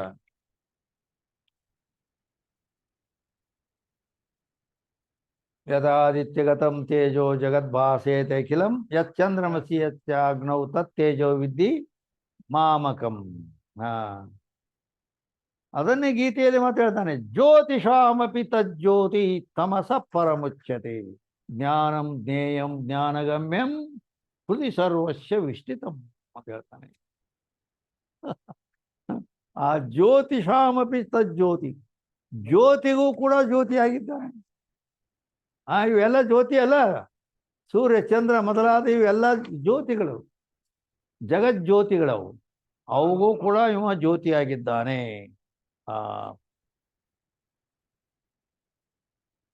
357ನೇ अंक जो ऐसे कहे आत्मा प्रकाश रूप नहीं किंतु आत्मा तो जड़ है और ताके विषय ज्ञान गुण है, ता ज्ञान से आत्मा और अनात्मा का प्रकाश होवे है ಅಂದ್ರೆ ನೈಯಾಯಿಕರ ಮಾತು ತಗೊಂಡ್ಬಂದಿಟ್ರಿ. ಆತ್ಮ ಜಡ ಅದನು, ಅವ ಜ್ಞಾನ ಗುಣ ಅನ್ನೋದು ಅಲ್ಲಿ ಮನಸ್ಸು ಸಂಯೋಗದಿಂದ ಜ್ಞಾನ ಗುಣ ಉತ್ಪನ್ನ ಆಕತಿ. ಆ ಜ್ಞಾನದಿಂದ ಆತ್ಮ ಮತ್ತು ಅನಾತ್ಮಗಳ ಪ್ರಕಾಶವಾಗುತ್ತದೆ ಅಂತ ಹೀಗೆ ಹೇಳಿದ್ರೆ, ತಾಕು ಏ ಪೂಛೆ ಹೀಗೆ ಹೇಳೋರು ನಾವು ಪ್ರಶ್ನೆ ಮಾಡ್ತೀವಿ, ಕೇಳ್ತೀವಿ. ಏನು ಕೇಳ್ತೀರಿ ಅಂದ್ರ, ಆತ್ಮ ಕಾ ಜ್ಞಾನ ಗುಣ ನಿತ್ಯ ಹೇ ಅಥವಾ ಅನಿತ್ಯ ಹೇ? ಆ ಆತ್ಮನ ಜ್ಞಾನ ಗುಣ ಐತಿ ಅಂತ ಹೇಳಿದಾನೆ. ಆ ಜ್ಞಾನ ಗುಣ ಅದಕ್ಕೆ ನಿತ್ಯ ಅಂತೀಯೋ ಏನ ಅನಿತ್ಯ ಅಂತೀಯೋ? ಜೋ ನಿತ್ಯ ಕಹೆ, ಇಲ್ಲ ಅದು ಆತ್ಮನ ಜ್ಞಾನ ಗುಣ ನಿತ್ಯದ ಅಂತಂದ್ರೆ तो आत्मा का स्वरूप ही ज्ञान सिद्ध होगा. ನಿತ್ಯದ ಅಂದ್ರೆ ಆತ್ಮ ನಿತ್ಯ ಸ್ವರೂಪದನ, ಮತ್ತು ಅದು ಅವನ ಜ್ಞಾನ ಅದನ್ನು ನಿತ್ಯ ಅಂದ ಮೇಲೆ ಅದು ಆತ್ಮನ ಹಾ ಏನ್ ಅದಕ್ಕೆ ಇದಕ್ಕೆ ಏನು ಫರ್ಕ್ ಆಯ್ತು ಗೊತ್ತದ? ಉತ್ತರ ಹೇಳ್ಯಾರ ಅದಕ್ಕೆ.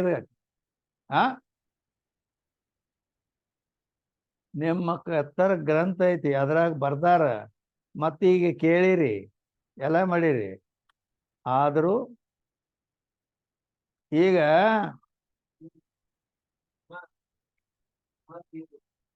ಹಾ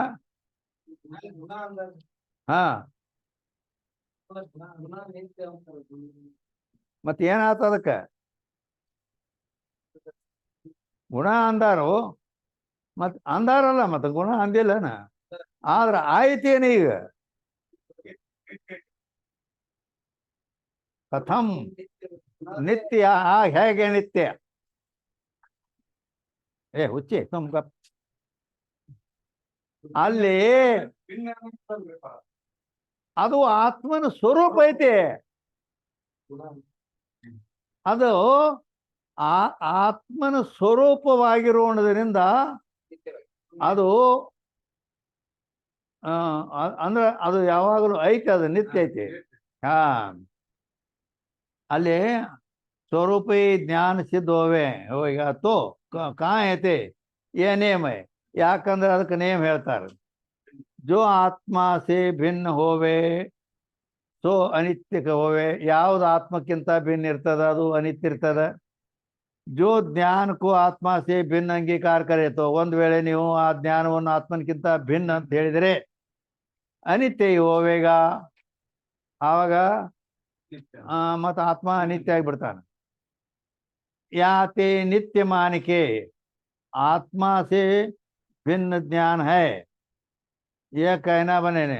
ಆದ್ದರಿಂದ ಆ ಜ್ಞಾನಕ್ಕೆ ನಿತ್ಯ ಅಂತ ಒಪ್ಪಿ ಆ ಆತ್ಮನಿಂತ ಭಿನ್ನ ಅಂತೇಳಿ ಆ ಜ್ಞಾನವನ್ನು ಒಪ್ಪಿದರೆ ಆತ್ಮನಕ್ಕಿಂತ ಬೇರೆ ಐತೆ ಅಂದ್ರೆ ಏ कहना बनेने, ಇದು ಹೇಳೋದು ಸಂಭವಿಸಂಗಿಲ್ಲ. ಯಾಕಂದ್ರೆ ಅದು ಆತ್ಮನ ಸ್ವರೂಪವೇ ಐತೆ.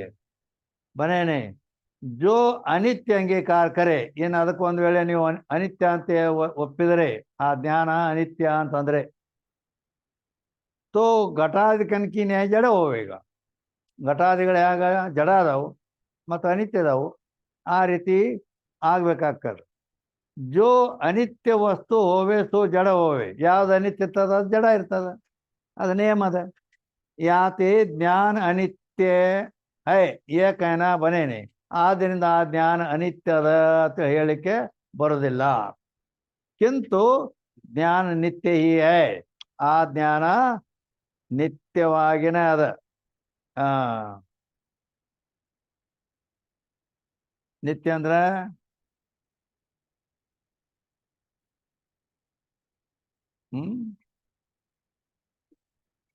ನಿತ್ಯ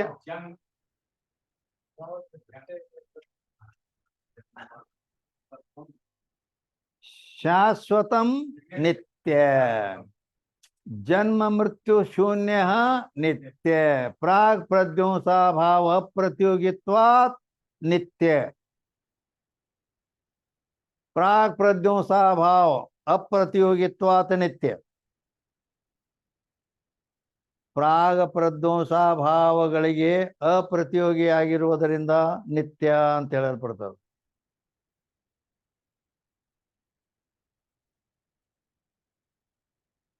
ಹೀಗಂದ್ರೇನು? ಬಹುತೇಕ ಹೀಗೆ ಹೇಳೋದು, ಅದನ್ನು ತಿಳಿಸಿ ಹೇಳೋದು. ಹೀಗಂದ್ರೆ ಏನು ಅದು ಹಿಂಗೆ ಬಹುತೇಕ ಶಾಸ್ತ್ರ ಹೇಳೋರು ಯಾರೂ ಕೇಳಂಗಿಲ್ಲ, ನೀವು ಸುಮ್ಮನೆ ಹೇಳ್ಬೋದು ಹೋಗ್ಬಿಡ್ತಾರೆ. ಹೌದಿಲ್ಲ? ಯಾಕಂದ್ರೆ ನಾ ಮೊದಲೇ ಹೇಳಿ, ನಮ್ಮ ಶಾಸ್ತ್ರ ಹೆಂಗದ, ಗೂಟ ಬಡ್ದಂಗೆ. ಗೂಟ ನೆಲ ಭೂಮಿಯೊಳಗೆ ಗೂಟ ಬಿಡಿತಾರಲ್ಲ ದನ ಕಟ್ಲಾಕ, ಎಮ್ಮಿ ಕಟ್ಟೋದೈತಿ. ಅದಕ್ಕೆ ಗೂಟ ಬಡಿಬೇಕಾದ್ರೆ ಅಳಿಗಾಡಿಸಿ ಬಿಡ್ತಾರೆ. ಇದು ಅಳಿಗಾಡಿಸೋದು ನಿಮ್ಮನ್ನಕ್ಕೆ ಅಂದ್ರೆ ಪಕ್ಕ ತಿಳಿದೈತೆ ಇಲ್ಲೋ, ತಿಳಿದಿಲ್ಲ ಮತ್ತೆ ಹಿಂಗದ ಈ ರೀತಿ. ಏನು ಆಯ್ತು ಇಲ್ಲಿ? ಜ್ಞಾನ ನಿತ್ಯ. ಅದಕ್ಕೆ ಶಾಶ್ವತದ ಲಕ್ಷಣ ಮಾಡಿದೀವಿ. ಪ್ರಾಕ್ ಪ್ರಧ್ವಂಸಾಭಾವ ಅಪ್ರತಿಯೋಗಿತ್ವಾತ್ ನಿತ್ಯ ಅಂದೇವಿ. ಹೀಗಂದ್ರೆ ಏನು?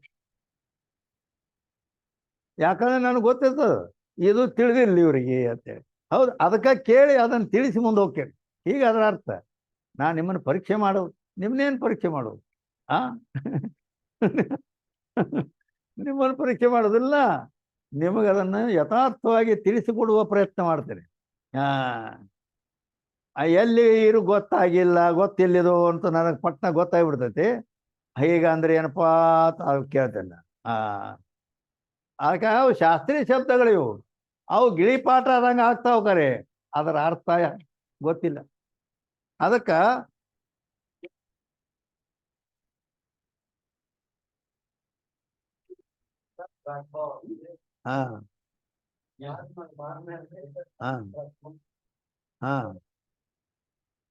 ಏನಾಯ್ತು ಅದಕ್ಕೆ?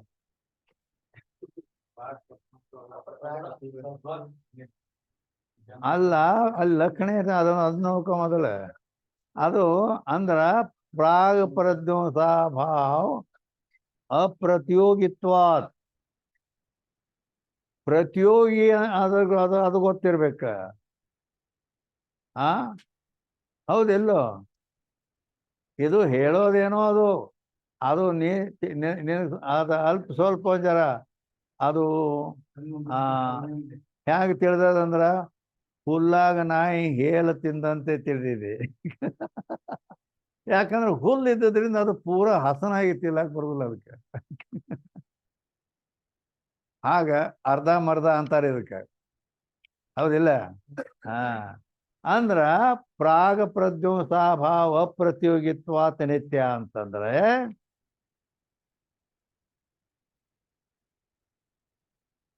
ಈಗ ಪ್ರಾಗಭಾವ ಮತ್ತು ಪ್ರಧ್ವಂಸಾಭಾವಗಳಿಗೆ ಆತ್ಮನು ಅಪ್ರತಿಯೋಗಿ ಅಂದ್ರ. ಪ್ರತಿಯೋಗಿ ಅಂದ್ರೆ ಏನು? ಪ್ರತಿಯೋಗಿ ಅಂತಂದ್ರೆ ಯಸ್ಯ ಅಭಾವ ತಸ್ಯ ಸಹ ಏವ ಪ್ರತಿಯೋಗಿ. ಯಾವುದರ ಅಭಾವ ನಾವು ಹೇಳ್ತೇವಿ ಆ ಅಭಾವಕ್ಕೆ ಅದುವೇ ಪ್ರತಿಯೋಗಿ ಇರ್ತದ. ಯಾವ್ದರ ಅಭಾವ ನಾವು ಹೇಳ್ತೀವಿ ಅದೇ ಪ್ರತಿಯೋಗಿ ಇರ್ತದ ಅಂತ ನೇಮದ. ಇದು ಸ್ವಲ್ಪ ತಿಳಿಯೋದು ಕಷ್ಟನೇ ನಿಮ್ಗೆ. ಆ, ಯಸ್ಯ ಅಭಾವ ತಸ್ಯ ಸಹ ಏವ ಪ್ರತಿಯೋಗಿ. ಅಂದ್ರೆ ಯಾವುದರ ಭಾವ ನಾವು ಹೇಳ್ತೀವಿ ಆ ಅಭಾವಕ್ಕೆ ಅದುವೇ ಪ್ರತಿಯೋಗಿ ಇರ್ತದ. ಇಟ್ಟೆಲ್ಲ ತಿಳಿಸಿ ಹೇಳೇನು ಕರೆ, ಅದು ಇನ್ನ ಪಕ್ಕ ತಿಳಿದೇ ಇಲ್ಲ. ಏನು ತಿಳಿದೈತೋ? ತಿಳಿದೈತು ಅಂದ್ರೆ ಹೇಳು. ಹಿಂಗದ ಅಂದ ಅಂದರೆ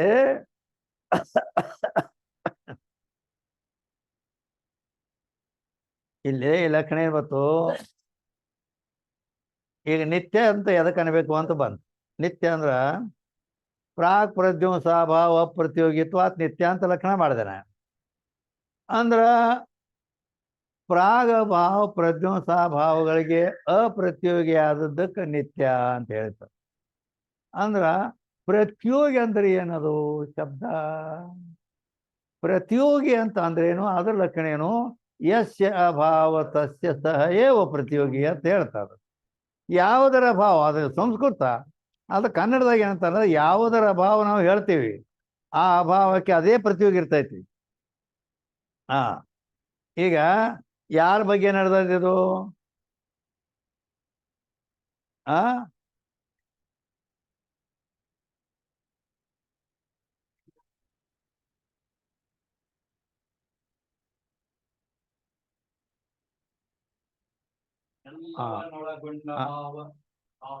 ಅನೇಂದ್ರ ಓ ಅಂದ್ರ ಇಲ್ಲಿ स्वरूपी ज्ञान सिद्ध हो कहा थे जो आत्मा से भिन्न होवे सो अनित्य है. आत्मनिकिंತ भिन्न इद्दದ್ದು अनित्य ಇರ್ತೈತಿ. जो ज्ञान को आत्मा से भिन्न अंगीकार करे तो अनित्य ही होवेगा. आ ज्ञान अनित्ಯವೇ ಆಕೈತಿ. ಯಾತೆ नित्य मान के आत्मा से भिन्न ज्ञान है ये कहना बने. ಆದ್ದರಿಂದ ಆ ಜ್ಞಾನ ಅಂದ್ರ ಅದು ಆತ್ಮನ ಆತ್ಮ ಅಂದ್ರು ಜ್ಞಾನ ಅಂದ್ರು ಒಂದ. ಯಾಕ? ಆ ಜ್ಞಾನವನ್ನು ಬಿಟ್ಟು ಆತ್ಮ ಇಲ್ಲ, ಆತ್ಮನ ಬಿಟ್ಟು ಜ್ಞಾನ ಇಲ್ಲ. ಹೌದೆಲ್ಲೋ ಅಂತೇಳಿ ಅವ ಆತ್ಮ ಜ್ಞಾನ ಸ್ವರೂಪದಾನು. ಹೌದಾ? ಈ ಜ್ಞಾನ ಸ್ವರೂಪವಾದ ಆತ್ಮ ಇವು ನಿತ್ಯದಾನು ಅಂತ ಹೇಳಿದ್ರು. ಜ್ಞಾನನು ನಿತ್ಯ, ಆತ್ಮನೂ ನಿತ್ಯ, ಒಂದೇ ಆತ್ಮ, ಎರಡು ಒಂದಾದವ. ಈಗ ಅದಕ್ಕೆ ನಿತ್ಯ ಅಂದ್ರೆ ಎದಕ್ಕಂತಾರು? ಪ್ರಾಗ್ ಪ್ರದ್ಯುಮ್ನ ಸ್ವಭಾವ ಅಪ್ರತಿಯೋಗಿ ಅಥವಾ ನಿತ್ಯ ಅಂದಿವಿ. ಪ್ರಾಗ ಪ್ರದ್ಯುಮ್ನ ಸ್ವಭಾವಗಳಿಗೆ ಯಾವ್ದು ಅಪ್ರತಿಯೋಗಿ ಆಗಿರ್ತದ ಅದಕ್ಕೆ ನಿತ್ಯ ಅಂದ್ರ. ಪ್ರತಿಯೋಗಿ ಅಂದ್ರೆ ಏನು? ಯಸ್ಯ ಅಭಾವ ತಸ್ಯ ಸಹ ಪ್ರತಿಯೋಗಿ. ಯಾವುದರ ಭಾವ ನಾವು ಹೇಳ್ತೀವಿ? ಯಾವುದರ ಭಾವ ಹೇಳಿದೀವಿ? ಆತ್ಮನ ಭಾವ ಹೇಳಿದೀವಿ. ತಿಂಗ್ ತಿಳ್ಕೊ. ಜ್ಞಾನ ಅಂದ ಕೂಡಲೇ ಮತ್ತೆ ನೀನು ಸಂದಿಗ್ಧ ಬರ್ತೈತಿ. ಆತ್ಮನ ಅಭಾವ ಆ ನಾವು ಹೇಳಿದೀವಿ. ಆ ಅಭಾವಕ್ಕೆ ಅದೇ ಪ್ರತಿಯೋಗಿ ಇರ್ತೈತಿ. ಹೌದಾ? ಈಗ ಸದ್ಯ ಈ ದೇಹದ ತಿಳ್ಕೊ. ಮೊದಲು ಈ ದೇಹದ ಅಭಾವ ಅಂದ್ಕೊಂಡು ಮೊದಲು ಈಗ ಹುಟ್ಟೋದಕ್ಕಿಂತ ಮೊದಲು ದೇಹ ಇದ್ದಿದ್ದಿಲ್ಲ. ಹಾ, ಹುಟ್ಟೋದಕ್ಕಿಂತ ಮೊದಲು ಈ ದೇಹ ಇದ್ದಿದ್ದಿಲ್ಲ. ಸತ್ತ ನಂತರ ಈ ದೇಹ ಇರುವುದಿಲ್ಲ. ಪ್ರದ್ಯುಮ್ನ ಸ್ವಭಾವಕ್ಕ ಪ್ರಾಗ್ಭಾವಕ್ಕ ಇದು ಪ್ರತಿಯೋಗಿ ಐತಿ ದೇಹ. ಅಲ್ಲಿ ಅಪ್ರತಿಯೋಗಿತ ಶಬ್ದ ಬಂದಿದೆ. ಹೌದಿಲ್ಲ? ಅಂದ್ರ ಅಪ್ರತಿಯೋಗಿ ಅಂದ್ರೆ ಪ್ರತಿಯೋಗಿ ಅಲ್ಲ ಅಂತ. ಆ ಆತ್ಮ ಅಪ್ರತಿಯೋಗಿ ಅಂದ್ರ ಯಾಕ ಪ್ರತಿಯೋಗಿ ಅಂದ್ರ ಹುಟ್ಟಿಲ್ಲ, ಆದ್ದರಿಂದ ಪ್ರಾಗ್ ಭಾವಕ್ಕೆ ಪ್ರತಿಯೋಗಿ ಅಲ್ಲ. ಅವ ನಾಶ ಆಗುವುದಿಲ್ಲ, ಆದ್ದರಿಂದ ಪ್ರದ್ಯುಮ್ನ ಭಾವಗೂ ಪ್ರತಿಯೋಗಿ ಅಲ್ಲ. ಆದ್ದರಿಂದ ಅಪ್ರತಿಯೋಗಿತ್ವ ಅಂತ ಹೇಳಿದೆ. ಆದ್ದರಿಂದ ಈ ರೀತಿ ಅದಕ್ಕ ಪ್ರಾಕ್ ಪ್ರದ್ಯುಮ್ನ ಭಾವಗಳಿಗೆ ಅಪ್ರತಿಯೋಗಿ ಆದದ್ದಕ್ಕೆ ನಿತ್ಯ ಅಂತಾರೆ. ಆದ್ರಿಂದ ಆತ್ಮನು ಅಥವಾ ಅವನ ಜ್ಞಾನ ನಿತ್ಯವಿದೆ ಅಂತ ಹಿಂಗ. ಹಾ,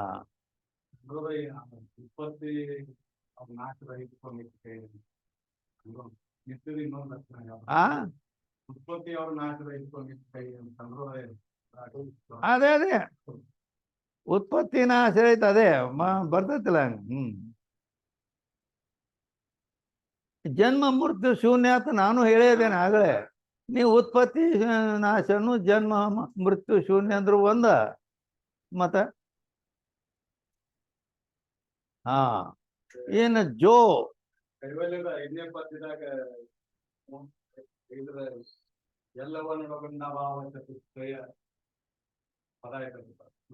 ಘಟವೇ ಪಶಿ ಘಟವೇ ಆ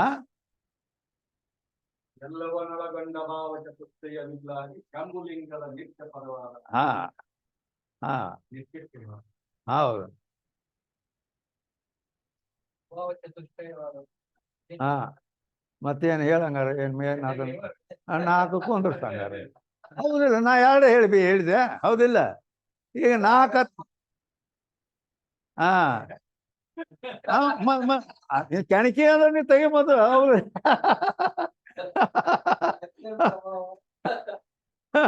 ನಾನು ಶಾರ್ಟ್ಕಟ್ನಾಗ ಸರಿಯಾಗಿ ತಿಳಿಯುವಂತೆ ಹೇಳಿಬಿಟ್ಟೇನೆ. ಅವರು ಸೂಕ್ಷ್ಮ ಮಾಡಿ ಅಂದ್ರೆ ಎಲ್ಲವನ್ನು ತಗೋಬೇಕು ಅಂತೇಳಿ ಅವರು ನಾಲ್ಕು ಹೇಳ್ಯಾರ ಅಲ್ಲಿ.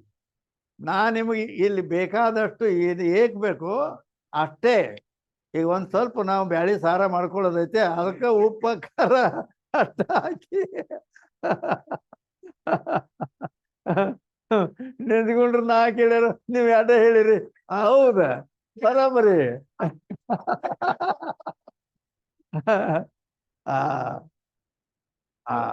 ಅಂದರೆ ಅದ ಅರ್ಥ ಏನೈತಿ ಅಂದ್ರ ನಾಲ್ಕು ಹೇಳದಲ್ಲಿ ಅಂದ್ರ ನಾಲ್ಕು ಯಾವುವು ಅಂತ ಕೇಳಿದ್ರೆ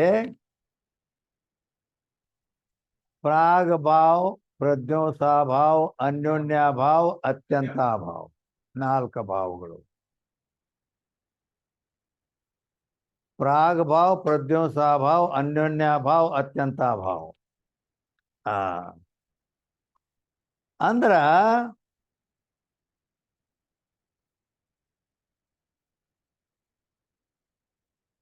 ಈಗ ಎಲ್ಲರದಂತೂ ಹೇಳೇವಿ, ಇವಕರು ಮತ್ತೆ ಹೇಳೋ ಅವಶ್ಯಕತೆ ಇಲ್ಲ. ಹೌದಿಲ್ಲೋ? ಪ್ರಾಗ್ ಭಾವ್, ಪ್ರಜ್ಞೋಸಾಭಾವ್, ಇವು ಅಪ್ರತಿಯೋಗಿ ಅಂತ ಹೇಳಿ ಇದು ಎರಡರದ್ದು ಹೇಳ್ಕೊಂಡ್ ಬಂದೇವಿ. ಇಲ್ಲಿ ಬಂದದ್ದು ನೀವು ಅದನ್ನ ನಿಜಗೊಂಡ್ರು ತೆಗೆದದ್ದರಿಂದ ಅಲ್ಲಿ ನಾಲ್ಕು ಹೇಳ್ಯಾರಲ್ಲ ಅಂತಂದ್ರಿಂದ ಅಲ್ಲಿ ನಾಲ್ಕು ಏನ್ ಮಾಡಬೇಕು ಅಂತ ಕೇಳಿದ್ರೆ ಅನ್ಯೋನ್ಯ ಭಾವ, ಅತ್ಯಂತ ಭಾವ ಎರಡು ಉಳ್ದಾವ್. ಹೌದಿಲ್ಲ? ಅನ್ಯೋನ್ಯ ಭಾವ ಅಂತ ಎದಕ್ಕಂತಾರೆ? ಅದರ ಲಕ್ಷಣ ಏನು?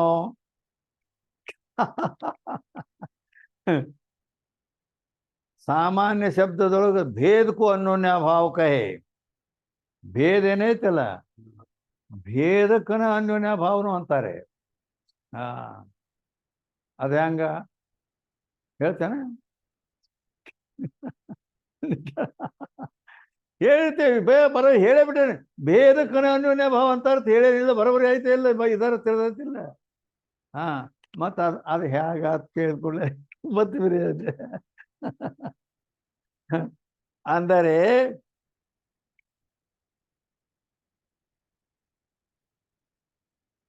ಇದು ಗ್ರಂಥ ಐತಿ.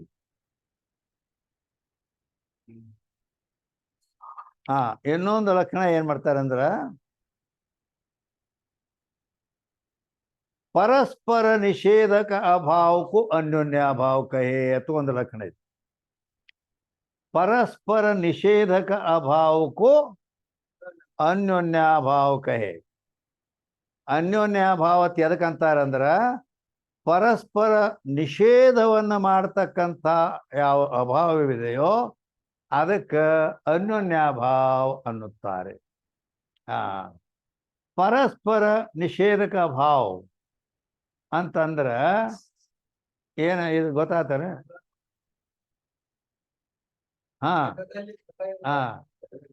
ಅದೇ ಅಂದ್ರ ಇದು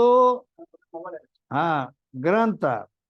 ಈ ಗ್ರಂಥ ಅಂದ ಕೂಡ್ಲೇನ ಇದು ಈಗ ಎಲ್ಲ ಟೇಬಲ್ ಮೇಲೆ ಐತೆ ತಿಳ್ಕೊ. ಅದು ಅಂದ್ರ ಗ್ರಂಥ ಅಂದ್ರ ಟೇಬಲ್ ಅಲ್ಲ, ಟೇಬಲ್ ಅಂದ್ರೆ ಗ್ರಂಥ ಅಲ್ಲ. ಎರಡು ಕೂಡ ಇಲ್ಲೇ ಅದಾವು. ಆದ್ರೂ ಕೂಡ ಈ ಗ್ರಂಥ ಅಂದ್ರ ಟೇಬಲ್ ಅಲ್ಲ. ಈ ಗ್ರಂಥ ಏನು ಮಾಡ್ತು ಅದ ಘಟೋ, ಅದು ಸಂಸ್ಕೃತದೊಳಗೆ ಹೇಗೆ ಹೇಳಲ್ಪಡ್ತದೆ ಇದು ಅಂದ್ರ ಘಟೋ ಪಟೋ ನ, ಘಟೋ ಪಟಃ ನ. ಘಟವು ಪಟ ಅಲ್ಲ. ಘಟ ಅಂದ್ರೆ ಗಡಿಗೆ, ಪಟ ಅಂದ್ರೆ ಬಟ್ಟೆ. ಹಾ, ಅಂದರೆ ಇದು ಇದು ನ ಎಲ್ಲಿ ಇವತ್ತು ಎದರ ಮಗ್ಲಾಗಿ ಬರ್ತೈತಿ ಅದನ್ನ ನಿಷೇಧ ಮಾಡ್ತದ ಅಂತ ಒಂದು ಕಾಯ್ದೆ ಐತೆ. ಅದು ನ ಅನ್ನೋದು ಹಾ, ಅಲ್ಲ ಅನ್ನೋದು ಎದರ ಮಗ್ಲಾಗಿ ಬಂದದ?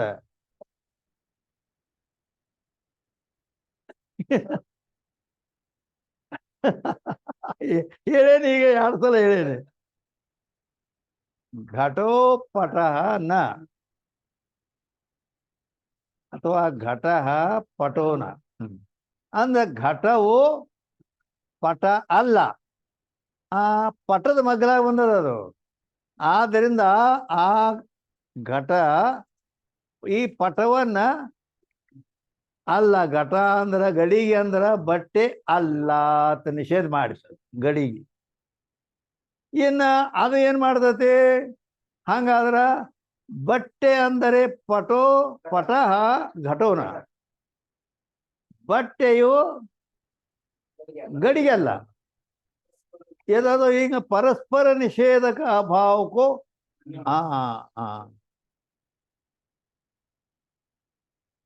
ಅದಕ್ಕ ಇನ್ನೊಂದು ಸಾಮಾನ್ಯ ಶಬ್ದದಲ್ಲಿ ಅಲ್ಲಂದ್ರ ಅನ್ಯೋನ್ಯ ಭಾವ, ಇಲ್ಲಂದ್ರ ಅತ್ಯಂತ ಅಭಾವ. ಪ್ರತಿಯೊಂದ ಏನ್ ಶಾಸ್ತ್ರಪ್ಪ ಇದು? ಸಂಸ್ಕೃತನು ಹೇಳ್ತೇವೆ, ಹಿಂದಿನೂ ಹೇಳ್ತೇವೆ, ಮತ್ತ ಈ ಸಾಮಾನ್ಯ ನಮ್ಮ ಆಡು ಭಾಷೆಯಲ್ಲಿಯೂ ಕೂಡ ಹೇಳ್ತೇವೆ. ಹಾ, ಏನ್ ಹೇಳ್ದಾನ?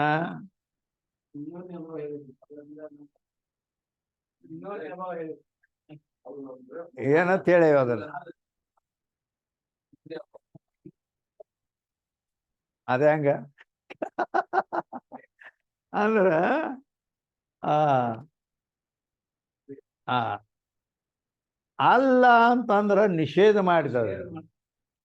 ಹಾ, ಇಲ್ಲ ಇಲ್ಲ ಅಂದ್ರ ಅತ್ಯಂತ ಭಾವನ ಸೂಚನೆ ಮಾಡ್ತದ. ಇಲ್ಲ ಏನಿಲ್ಲ, ಘಟ ಇಲ್ಲ. ಹೆಂಗ್? ಹಾ, ಅಲ್ಲ ಅಂದ್ರ ಬ್ಯಾರೆ ಆತ, ಇಲ್ಲ ಅಂದ್ರ ಇದು ಬೇರೆ ಅಭಾವ. ಹಾ, ಅದು ಬರೇ ನಿಷೇಧ ಮಾಡ್ತದ ಅಷ್ಟೇ, ವಸ್ತು ಐತದ. ಇಲ್ಲ ಅನ್ನೋದು ಅಭಾವದ ಬಗ್ಗೆ ಇದು ಮಾಡ್ತದ. ಅದನ್ನ ಅಲ್ಲ, ಇಲ್ಲ ಇಲ್ಲ. ಹಾ, ಏನಿಲ್ಲ? ಭೂತಲೆ ಘಟೋ ನಾಸ್ತಿ, ಭೂಮಿಯಲ್ಲಿ ಘಟವಿಲ್ಲ. ಈಗ ಶಾಸ್ತ್ರ ಮುಗಿದ ಮೇಲೆ ಈ ಟೇಬಲ್ ಅಥವಾ ಗ್ರಂಥ ಇಲ್ಲಿ ಇಲ್ಲ, ಇರೋದಿಲ್ಲ. ಹೌದಿಲ್ಲ? ಹಾ, ಅದಕ್ಕ ಈ ರೀತಿ ಅತ್ಯಂತ ಭಾವ ಅದು ಹೇಳಲ್ಪಡ್ತದೆ. ಅಂದ್ರ ಇಲ್ಲಂದ್ರ ಅತ್ಯಂತ ಭಾವ ಅಂತ ಹೇಳ್ತೀವಿ, ಅಲ್ಲಂದ್ರ ಅನ್ಯೋನ್ಯ ಭಾವ. ಹಾ, ಅದಕ್ಕೆ ಅನ್ಯೋನ್ಯ ಭಾವಕ್ಕೆ ಪರಸ್ಪರ ನಿಷೇಧಕ ಭಾವ ಅನ್ಯೋನ್ಯ ಭಾವ. ಹಾ, ಮತ್ತು ಭೇದಕ್ಕೂ ಅನ್ಯೋನ್ಯ ಭಾವಕ್ಕೆ ಭೇದ, ಅದು ಬೇರೆ ಇದು ಬೇರೆ ಅನ್ನೋ ಭೇದ ಐತಿಲ್ಲೋ, ಆ ಭೇದಕ್ಕೂ ಅನ್ಯೋನ್ಯ ಭಾವ ಅಂತಾರೆ. ಹಾ, ಆಯ್ತು, ಇದು ಅನ್ಯೋನ್ಯ ಭಾವದ ಬಗ್ಗೆ ಗೊತ್ತಾಗ್ತಲ್ಲ. ಹಾ, ಅಂದರೆ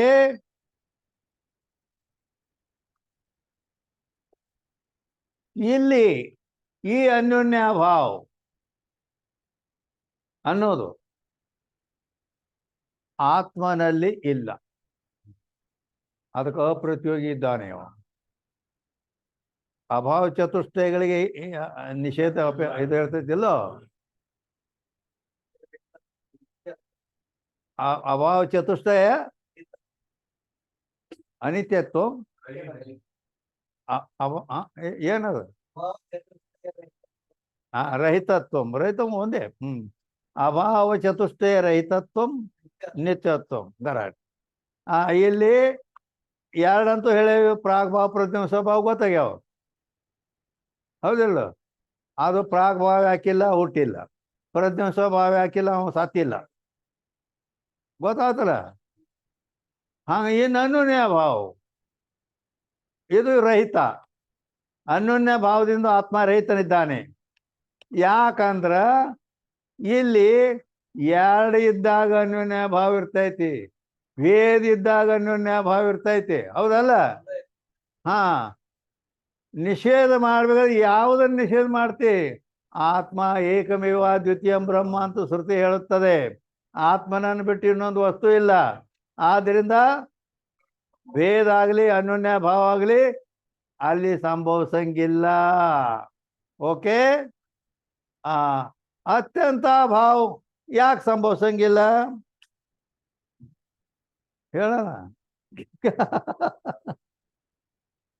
ಹಲೋ ಹುಲಿ, ಹುಲಿಯೋ ನರಿಯೋ? ಆ ಅನ್ಯೋನ್ಯ ಭಾವ ಯಾಕೆ ಸಂಭವಿಸಂಗಿಲ್ಲ ಅಂದ್ರೆ ಅವ ಭಾವ ರೂಪದಾನ. ಆದ್ದರಿಂದ ಅಭಾವ ಚತುಷ್ಟಯಗಳಿಂದ ಅದಕ್ಕೆ ಇದು ಇಟ್ಟೆಲ್ಲ ಸುತ್ತಗೋತೈತೆ ಅಂತೇಳಿ ನಾನು ಶಾರ್ಟ್ ಕಟ್ ಹೇಳಿದ್ದೆ. ಅದು ಸರಿಯಾಗಿ ತಿಳಿದು ಆ ಆಯ್ತು. ಹಾ ಇರ್ಲಿ. ಈಗ ಎಲ್ಲಿ ಬಂದಿದ್ದೀವಪ್ಪ? ಹಾ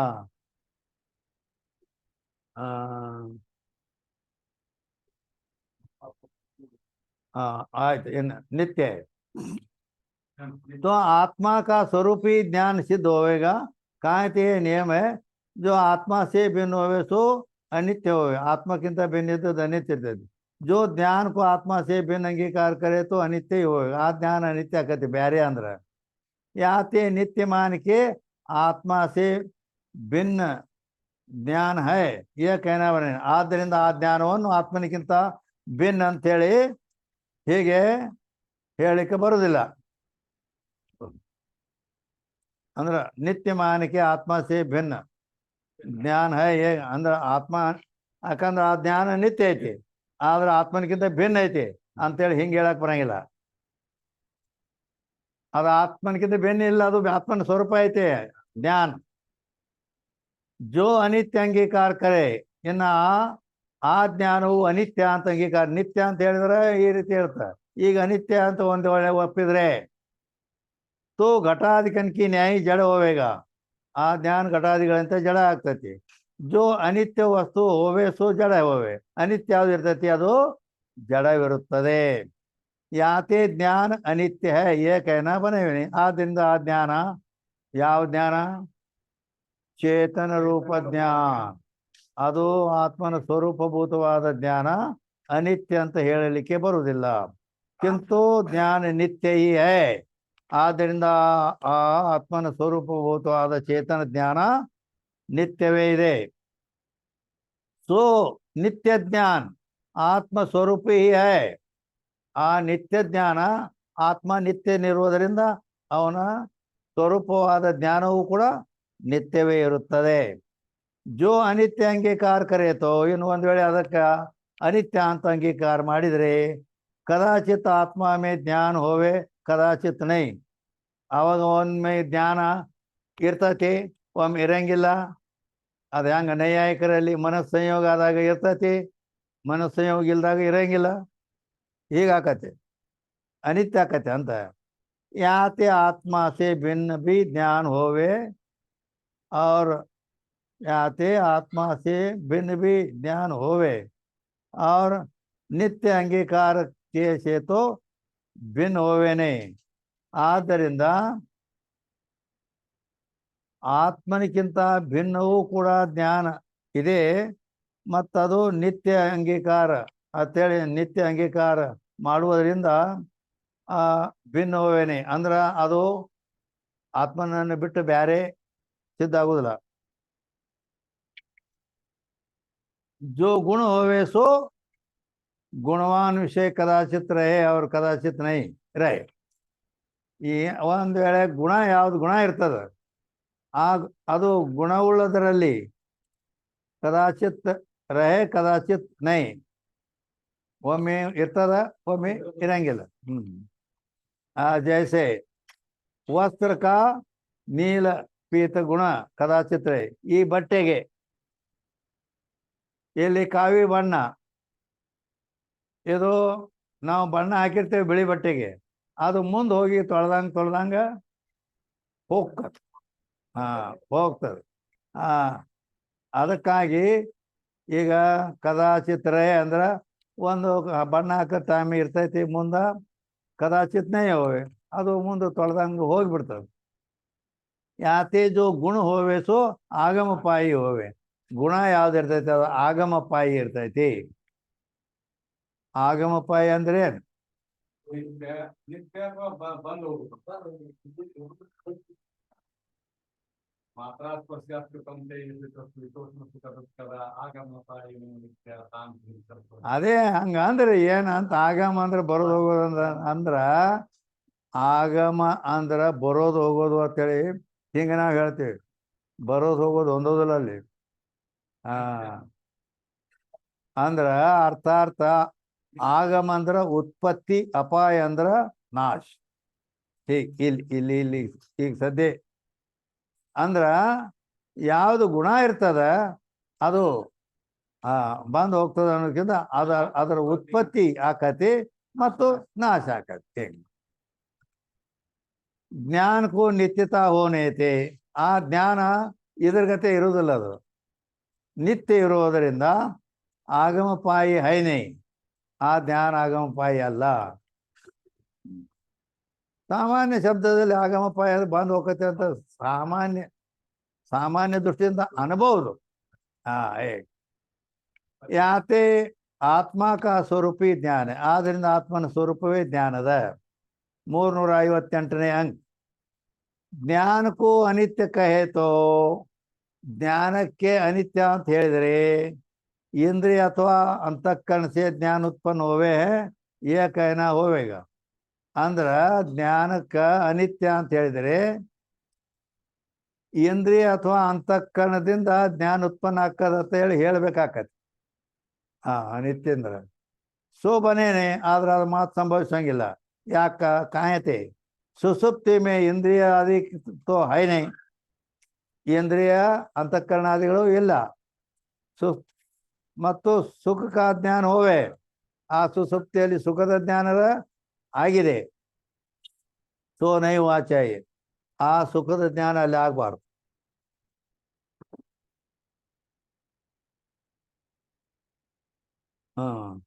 ಜೋ ಸುಸುಪ್ತಿ ಮೇ ಸುಖ का ಜ್ಞಾನ ಅಂಗೀಕಾರ ನೈ ಕರೆತು.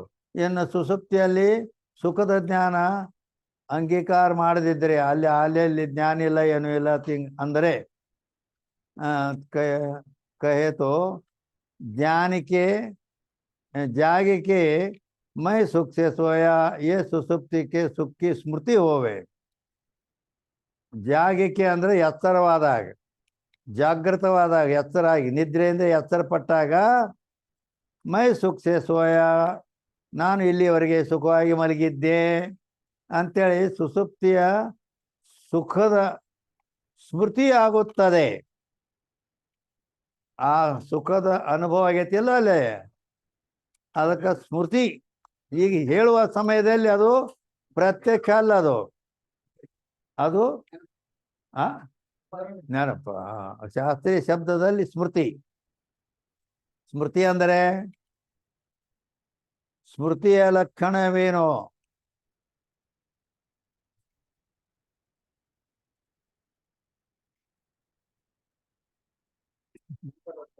ಎಲ್ಲಿ ಟೈಮ್ ಕಳೆದ ಬೇಡ. ಉದ್ಭೂತ ಸಂಸ್ಕಾರ ಮಾತ್ರ ಜನ್ಯ ಜ್ಞಾನಂ ಸ್ಮೃತಿ.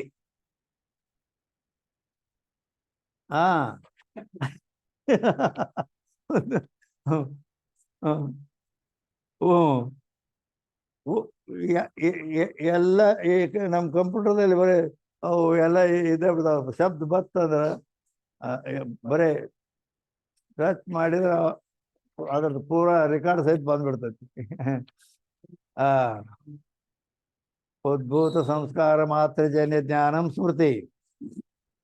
ಉದ್ಭೂತ ಸಂಸ್ಕಾರ ಮಾತ್ರ ಜನ್ಯ ಜ್ಞಾನ ಅಂತೇಳಿ ಎಷ್ಟು 4 ಪದಗಳನ್ನು ಯಾಕೆ ಇಡಬೇಕಪ್ಪ? ಬಹುಪದಾರ್ಥ ಸಾಪೇಕ್ಷೋ ಧರ್ಮ ಗೌರವ ದೋಷ. ಆತ ಗೌರವ ದೋಷ ಬರ್ತೈತಿ. ಅದಕ್ಕೆ ಈಗ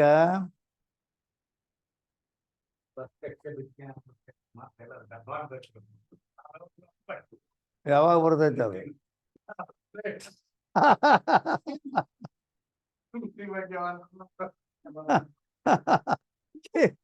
ಕೇಳಿದ್ದು ಸುಮ್ಮ ಬಾಳ ಅಟ್ಟ ಉಳಿದಿರ್ತೈತಿ. ಪೂರ ಹಾವೆಲ್ಲ ಹೋಗಿ ಬಿಟ್ಟಿರ್ತೈತಿ. ಸುಮ್ಮ ಅದು ನಾಯಿ ಹೋಗಿದ ಅದ್ರ ಬಾಲ ಅಟ್ಟ ಉಳ್ಕೊಂಡಿರ್ತೈತಿ. ಅಂದ್ರ ಅದಕ್ಕೆ ಅಂದರೆ ಇಲ್ಲಿ ನಾವು ಒಂದು ವೇಳೆ ಜನ್ಯ ಜ್ಞಾನ ಅಥವಾ ಸಂಸ್ಕಾರಜನ್ಯ ಜ್ಞಾನಕ್ಕೆ ಸ್ಮೃತಿ ಅಂದರೆ, ಸಂಸ್ಕಾರಜನ್ಯ ಜ್ಞಾನಕ್ಕೆ ಸ್ಮೃತಿ ಅಂದರೆ ಇಷ್ಟೇ ಇಟ್ರೆ ಬರೋದಿಲ್ಲೇನು? ಯಾಕೆ? ಅದು ಯಾರಿಗೂ ಗೊತ್ತು. ಹಾ, ಅಂದರೆ ಸಂಸ್ಕಾರಜನ್ಯ ಜ್ಞಾನ ಇಷ್ಟಕ್ಕೆ ನಾವು ಸ್ಮೃತಿ ಅಂತಂದ್ರೆ ಅದು ಸಂಭವಿಸಂಗಿಲ್ಲ. ಅದು ಯಾಕಂದ್ರೆ ಅಲ್ಲಿ ದೋಷ ಬರುತ್ತದೆ. ಏನು ದೋಷ ಬರ್ತೈತಿ? ಅತಿವ್ಯಾಪ್ತಿ ದೋಷ ಬರುತ್ತದೆ. ಅತಿವ್ಯಾಪ್ತಿ ದೋಷ ಅಂತ ಎದಕ್ಕಂತಾರೆ? ಲಕ್ಷ್ಯ ದೇಶ ವರ್ತಿತ್ವೇ ಸತಿ ಅಲಕ್ಷ್ಯ ದೇಶ ವರ್ತಿತ್ವಂ ಅತಿವ್ಯಾಪ್ತಿತ್ವಂ ಯಥಾ ಶೃಂಗಿತ್ವಂ ಗೋರ್ಲಕ್ಷಣಂ. ನಾವು ಮಾಡುವ ಲಕ್ಷಣವು ಲಕ್ಷ್ಯ ದೇಶದಲ್ಲಿ ಇದ್ದುಕೊಂಡು ಲಕ್ಷ್ಯವಲ್ಲದ ಇನ್ನೊಂದು ಜಾಗದಲ್ಲಿಯೂ ಕೂಡ ಹೋಗುತ್ತದೆ. ಅಲಕ್ಷ್ಯ ಗಮನಂ ಅತಿವ್ಯಾಪ್ತಿ, ಲಕ್ಷ್ಯವಲ್ಲದಲ್ಲಿಯೂ ಕೂಡ ಹೋಗುತ್ತದೆ. ಆದ್ದರಿಂದ ಅದಕ್ಕೆ ಅತಿವ್ಯಾಪ್ತಿ ಅನ್ನುತ್ತಾರೆ. ಹಾ, ಹೇಗೆ ಅಂತ ಕೇಳಿದ್ರೆ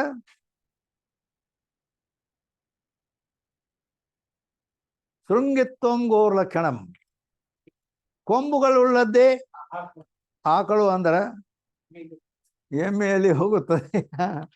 ಹೌದಿಲ್ಲ?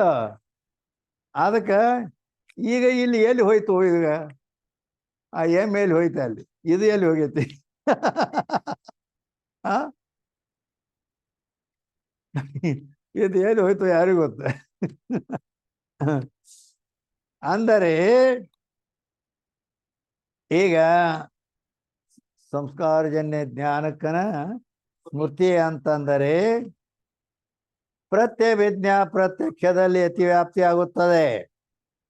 ಆ ಪ್ರತ್ಯಭಿಜ್ಞಾ ಪ್ರತ್ಯಕ್ಷವು ಕೂಡ ಸಂಸ್ಕಾರಜನ್ಯ ಜ್ಞಾನವೇ ಐತಿ. ಆದ್ರಿಂದ ಅದರಲ್ಲಿ ಅತಿವ್ಯಾಪ್ತಿ ಆಯಿತು. ಅದಕ್ಕೆ ಏನು ಮಾಡ್ಬೇಕು? ಏನು ಮಾಡ್ಬೇಕು ಅದಕ್ಕೆ?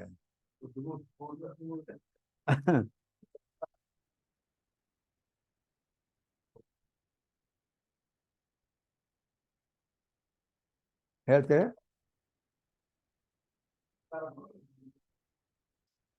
ಸಂಸ್ಕಾರ ಏನು ಏನು ಹೇಳಿದಿ?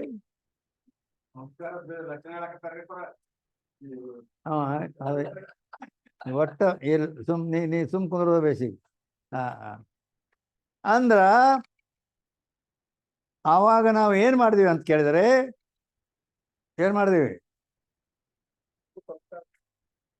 ನಿಮ್ಮ ಎಲ್ಲಿ ಏನು ಏನು ಏನು ಹೇಳಕ್ ಬರಂಗಿಲ್ಲ ನಿಮ್ಗೆ. ಮಾತ್ರ ಪದ ಬಿಟ್ಟಿವಿ, ಮಾತ್ರ ಪದ ಇಟ್ಟಿವಿ. ಮಾತ್ರ ಪದ ಏನು? ಮಾತ್ರ ಪದ ಸಂಸ್ಕಾರ ಮಾತ್ರ ಅಂತೇಳಿಕೆ ಪದ ಇಟ್ಟಾಗ ಅಲ್ಲಿ ಆ ಪ್ರತ್ಯಭಿಜ್ಞಾ ಪ್ರತ್ಯಕ್ಷದ ವ್ಯಾವೃತ್ತಿ ಆಯಿತು. ಅಂದ್ರೆ ಅತಿವ್ಯಾಪ್ತಿ ದೋಷ ನಿವೃತ್ತಿ ಆಯಿತು. ಇನ್ನು ಹಾಗಾದ್ರೆ ಸಂಸ್ಕಾರ ಮಾತ್ರಕ್ಕನ ನಾವು ಸ್ಮೃತಿ ಅಂದರೆ ಬರುವುದಿಲ್ವಾ? ಬರುವುದಿಲ್ಲ. ಯಾಕೆ ಬರುವುದಿಲ್ಲ? ಸಂಸ್ಕಾರ ಮಾತ್ರಕ್ಕೆ ಅಂದ್ರ ಅವಾಗ ಏನು ಆಪತ್ತಿ ಬರ್ತದ ಅಂದ್ರ ಸಂಸ್ಕಾರ ಮಾತ್ರ ನಮ್ಮಲ್ಲಿ ಯಾವಾಗಲೂ ಅದಾವ. ಹೌದಿಲ್ಲೋ? ಈಗ ನೀವು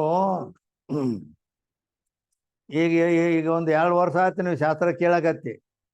ಆ 2 ವರ್ಷದಿಂದ ನಾವು ಚಂದ್ರೋದಯ ಹಿಡ್ಕೊಂಡು ಹೇಳ್ಕೊತಾ ಬಂದೇವಿ. ಈಗ ಎಲ್ಲ ಅವು ಕೊಡ್ದು ಅವು ಯಾವತ್ತು ನೆನಪಾಕವನ ಹಿಂಗೆ ಪ್ರತಿಯೊಂದು ಶಬ್ದ ಅವು ಎಲ್ಲ ಕೇಳಿದ್ವಿ ಎಲ್ಲ ಸಂಸ್ಕಾರ ಐತಿ. ಹೌದಿಲ್ಲ? ಆ ಸಂಸ್ಕಾರ ಐತಿ ಅಂತೇಳಿ ಅದು ಒಂದು ಸ್ವಲ್ಪ ನೆನಪಾದಂಗೆ ಆಕತಿ. ಅಂದ್ರ ಅದು ಆ ಸಂಸ್ಕಾರ ಬಂದು ಯಾವತ್ತೂ ನಮಗೂ ಸ್ಮೃತಿ ಆಗಬೇಕು, ಈ ಆಪತ್ತಿ ಬರುತ್ತದೆ. ಅದಕ್ಕೆ ಮತ್ತೇನು ಮಾಡಬೇಕು, ಈ ಆಪತ್ತಿ ದೂರ ಮಾಡ್ಬೇಕಾದ್ರೆ ಉದ್ಭೂತ ಅನ್ನೋ ಪದ ಇಡಬೇಕಾಯ್ತು. ಉದ್ಭೂತ ಅಂದ್ರೆ ಅರ್ಥಾರ್ಥ ಅವು ಅದು ಅನುದ್ಭೂತ ರೂಪದಿಂದ ಅದಾವ. ಉದ್ಭೂತ ಅನುದ್ಭೂತ ಅಂದ್ರೆ ಅದರ ಲಕ್ಷಣ ಏನು ಅಂತ ಕೇಳಿದ್ರೆ, ಪ್ರಕಟತಾಕು ಉದ್ಭೂತ ಕಹೆ, ಅಪ್ರಕಟತಾಕು ಅನುದ್ಭೂತ ಕಹೆ, ಹಿಂಗೆ ಲಕ್ಷಣ ಅದಾವ.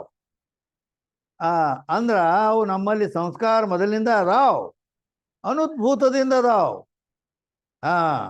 ಆದ್ದರಿಂದ ಅದು ಸ್ಮೃತಿ ಆಗಿಲ್ಲ. ಮತ್ತೇನು ಬೇಕು ಅದಕ್ಕೆ? ಏನು ಬೇಕಂದ್ರೆ ಉದ್ಭೂತ ಅನ್ನೋ ಪದ, ಉದ್ಭೂತ ಸಂಸ್ಕಾರ ಬೇಕು. ಇನ್ನೊಂದು ನಾ ಕೇಳ್ತೀನಿ, ಆ ಸಂಸ್ಕಾರ ಉದ್ಭೂತ ಆದ್ರನ ಇಲ್ಲಿ ಸ್ಮೃತಿಗೆ ಕಾರಣಕತೆ ಅಂತ ಹೇಳಿದೆವು. ಹಾಗಾದ್ರೆ ಮತ್ತು ಆ ಸ್ಮೃತಿ ಉದ್ಭೂತ ಆಗಬೇಕಾದ್ರೆ ಏನು ಬೇಕು ಅಂತ ಕರೆಕ್ಟ್. ಹೇಳೇ ನಾ ಮೊದಲಿಂದ ನೆನಪೈತೆ ಅದು. ಸಂಬಂಧ ಸಾದೃಶ್ಯ ಚಿಂತನೆಗಳ ಮೂಲಕವಾಗಿ ಆ ಸ್ಮೃತಿ ಉದ್ಭೂತವಾಗುತ್ತದೆ. ಆಯ್ತು. ಈ ರೀತಿ ಉದ್ಭೂತ ಸಂಸ್ಕಾರ ಮಾತ್ರ ಜನ್ಯ ಜ್ಞಾನಂ ಸ್ಮೃತಿ ಅಂತ ಇದು ನಿರ್ದೋಷ ಲಕ್ಷಣ. ನಡಿ ಮುಂದೆ.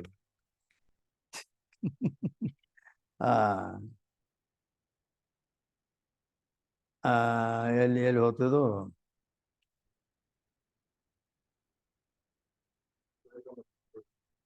ಸ್ಮೃತಿ ಸೋ ನೈ ವಾಚಯ್ಯ ಅಂದ್ರೆ ಅದು ಸುಸುಪ್ತಿಯಿಂದ ಎಚ್ಚತ್ತವನಿಗೆ ಇಲ್ಲಿವರೆಗೆ ಸುಖವಾಗಿ ಮಲಗಿದ್ದೆ ಅಂತೇಳಿ ಆ ಸುಖದ ಸ್ಮೃತಿ ಅವಂಗಾಗಬಾರ್ದಾಗಿತ್ತು. ಜಾ ವಸ್ತು ಕಾ ಪೂರ್ವ ಜ್ಞಾನ ಹೋವೆ ತಾಕಿ ಸ್ಮೃತಿ ಹೋವೆ. ಯಾವ ವಸ್ತುವಿಂದು ಹಿಂದವ ಜ್ಞಾನ ಆಗಿತ್ತು ಅಥವಾ ಅದನ್ನು ಅನುಭವ ಮಾಡಿದ್ದ ಅದರದೇ ಸ್ಮೃತಿ ಆಗ್ತದ.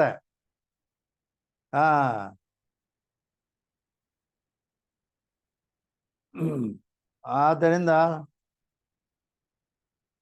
ಸ್ಮೃತಿ ಹೋವೆ.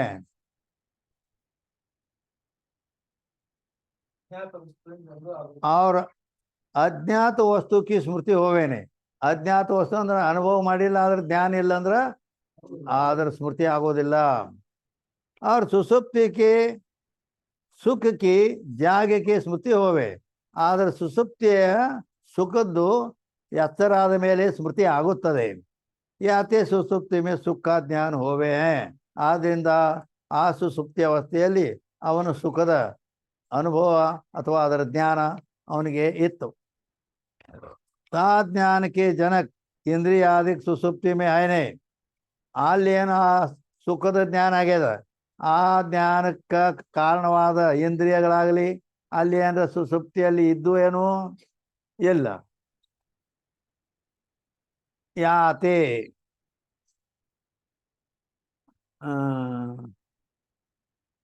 नित्य है। ಯಾತೆ ಸೋ ಜ್ಞಾನ ನಿತ್ಯ. ಆದ್ದರಿಂದ ಆ ಜ್ಞಾನ ನಿತ್ಯದಂತ.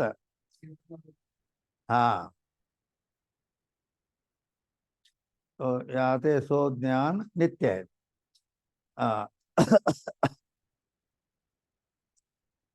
ಅಂದ್ರ ಸಾಮಾನ್ಯ ದೃಷ್ಟಿಯಲ್ಲಿ ಆವಾಗ ಯಾವ ಜ್ಞಾನನೂ ಇಲ್ಲ ಅಂತ ಅನಿಸ್ತದೆ, ಹೌದಿಲ್ಲ? ಸುಸುಪ್ತಿಯಲ್ಲಿ ಯಾವ ಜ್ಞಾನವೂ ಇಲ್ಲ ಹೀಗೆ ಸಾಮಾನ್ಯ ದೃಷ್ಟಿಯಿಂದ ಹೇಳಿದ್ರೆ. ಆದರೂ ಇಂದ್ರಿಯಾದಿ ಯಾವ ಇವುಗಳ ಜ್ಞಾನ ಇಲ್ಲಂದ್ರೂ ಆತ್ಮನ ಸ್ವರೂಪ ಜ್ಞಾನ ಇದ್ದೇ ಇರುತ್ತದೆ. ಹೀಗದ ಅದಕ್ಕೆ ಜ್ಯೋತಿಷಾಮಪಿ ತಜ್ಜ್ಯೋತಿ ತಮಸ ಪರಮುಚ್ಯತೆ ಅಂತ ಗೀತೆಯ 13ನೇ ಅಧ್ಯಾಯದ 17ನೇ ಶ್ಲೋಕದಲ್ಲಿ ಹೇಳಿದ್ದಾರೆ. ಜ್ಞಾನ ಕೋ ತ್ಯಾಗಕ್ಕೆ ಆತ್ಮ ಕದೇ ಕದೇ ಬಿ ರೇನೆ. ಜ್ಞಾನವನ್ನು ಬಿಟ್ಟು ಆತ್ಮ ಒಮ್ಮೆ ಇರೋದಿಲ್ಲ. ಯಾತೆ ಜ್ಞಾನ ಆತ್ಮಕ ಸ್ವರೂಪ. ಆದ್ದರಿಂದ ಜ್ಞಾನವು ಆತ್ಮನ ಸ್ವರೂಪವಿದೆ. ಜೈಸೆ ಉಷ್ಣತಾ ತ್ಯಾಗಕ್ಕೆ ಅಗ್ನಿ ಕದೇ ರೇನೆ. ಆ ಉಷ್ಣತ್ವವನ್ನು ಬಿಟ್ಟು ಅಗ್ನಿ ಇರೋದಿಲ್ಲವೋ ಅದರಂತೆ ಆತ್ಮನು ಜ್ಞಾನವನ್ನು ಬಿಟ್ಟು ಆತ್ಮ ಇರೋದಿಲ್ಲ. ಯಾತೆ ಉಷ್ಣತಾ ವನ್ನಿಕಿ ಸ್ವರೂಪ ಆ ಉಷ್ಣತಾ ಅನ್ನೋದು ಬೆಂಕಿಯ ಸ್ವರೂಪದ ತೈಸೆ ಜ್ಞಾನ ಭಿ ಆತ್ಮಕ ಸ್ವರೂಪ ಅದರಂತೆ ಜ್ಞಾನವು ಕೂಡ ಆತ್ಮನ ಸ್ವರೂಪವಿದೆ.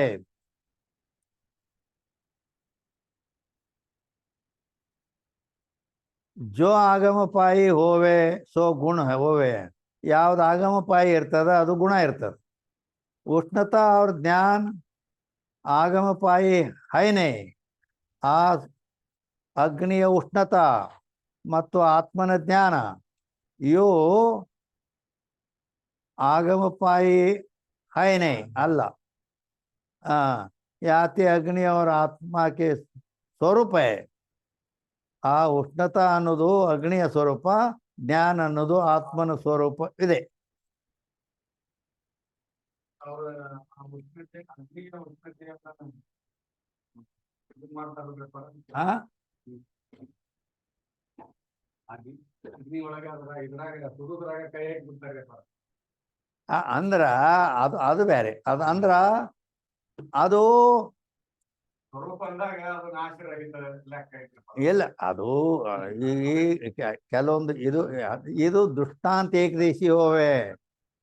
ದೃಷ್ಟಾಂತ ಏಕದೇಶಿ ಹೋವೆ ಅಂದ್ರೇನು, 100ಕ್ಕೆ 100 ಆ ದೃಷ್ಟಾಂತ ಕೊಟ್ಟಂಗೆ ಅದು ಇರ್ತೈತೆ ತಿಂಗಿಲ್ಲ. ಒಂದು ಭಾಗ ನಿನಗೆ ತಿಳಿಯೋ ಸಲಾಗಿ ದೃಷ್ಟಾಂತ ಕೊಟ್ಟಿರ್ತೇವೆ. ಹಂಗಿರಂಗಿಲ್ಲ, ಅದರಲ್ಲಿ ಒಂದು ಕೊರತೆ ಇರ್ತದೆ. ಆದ್ದರಿಂದ ಅದಕ್ಕೆ ದೃಷ್ಟಾಂತ ಸಾಮಾನ್ಯ ರೂಪದಿಂದ ತಿಳ್ಕೊಂಡು ಹೋಗೋದು.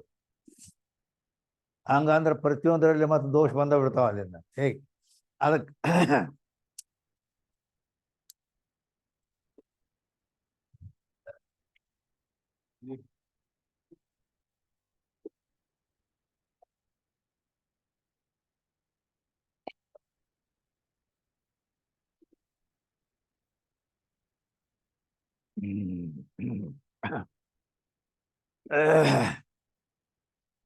ಹಾ ಇನ್ನ जो वस्तु कदाचित होवे कदाचित न होवे सो ಆಗಮ ಪಾಯಿ ಕೈ. ಆಗಮ ಪಾಯಿ ಅಂತ ಎದಕ್ಕೆ ಅಂತಾರೆ ಅಂತ ಕೇಳಿದ್ರೆ, ಯಾವ ವಸ್ತು ಒಮ್ಮೆ ಇರ್ತದ ಒಮ್ಮೆ ಇರುವುದಿಲ್ಲ, ಅದಕ್ಕೆ ಆಗಮ ಪಾಯಿ ಅಂತಾರೆ. ನೋಡು, ಬಂದು ಹೋಗೋದತ್ ನಾವು ಅರ್ಥ ಮಾಡಿವಿ, ಹೌದಿಲ್ಲ? ನೀವು ಅಂತಿದ್ರೆ ಆಗಮ ಪಾಯಿ ಅಪಾಯಿ, ಬರೋದು ಹೋಗೋದು ಅಂದ್ರೆ ಒಮ್ಮೆ ಇರ್ತೈತಿ ಒಮ್ಮೆ ಇರೋದಿಲ್ಲ, ಅದಕ್ಕೆ ಆಗಮ ಪಾಯಿ. 359 अंक उत्पत्ति और नाश को अंतःकरण की वृत्ति के होवे हैं.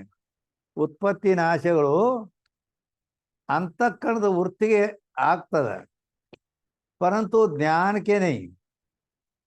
ಆದ್ರೆ ಆ ಜ್ಞಾನಕ್ಕಲ್ಲ.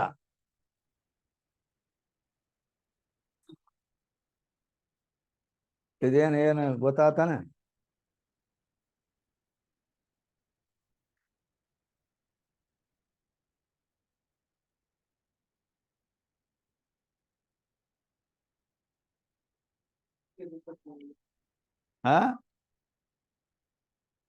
ಉತ್ಪತ್ತಿ ವಿನಾಶ ಅಂತಃಕರಣ ವೃತ್ತಿಗೆ ಆಗ್ತದ, ಪರ ಜ್ಞಾನಕ್ಕಲ್ಲ ಅಂತಂದ್ರೆ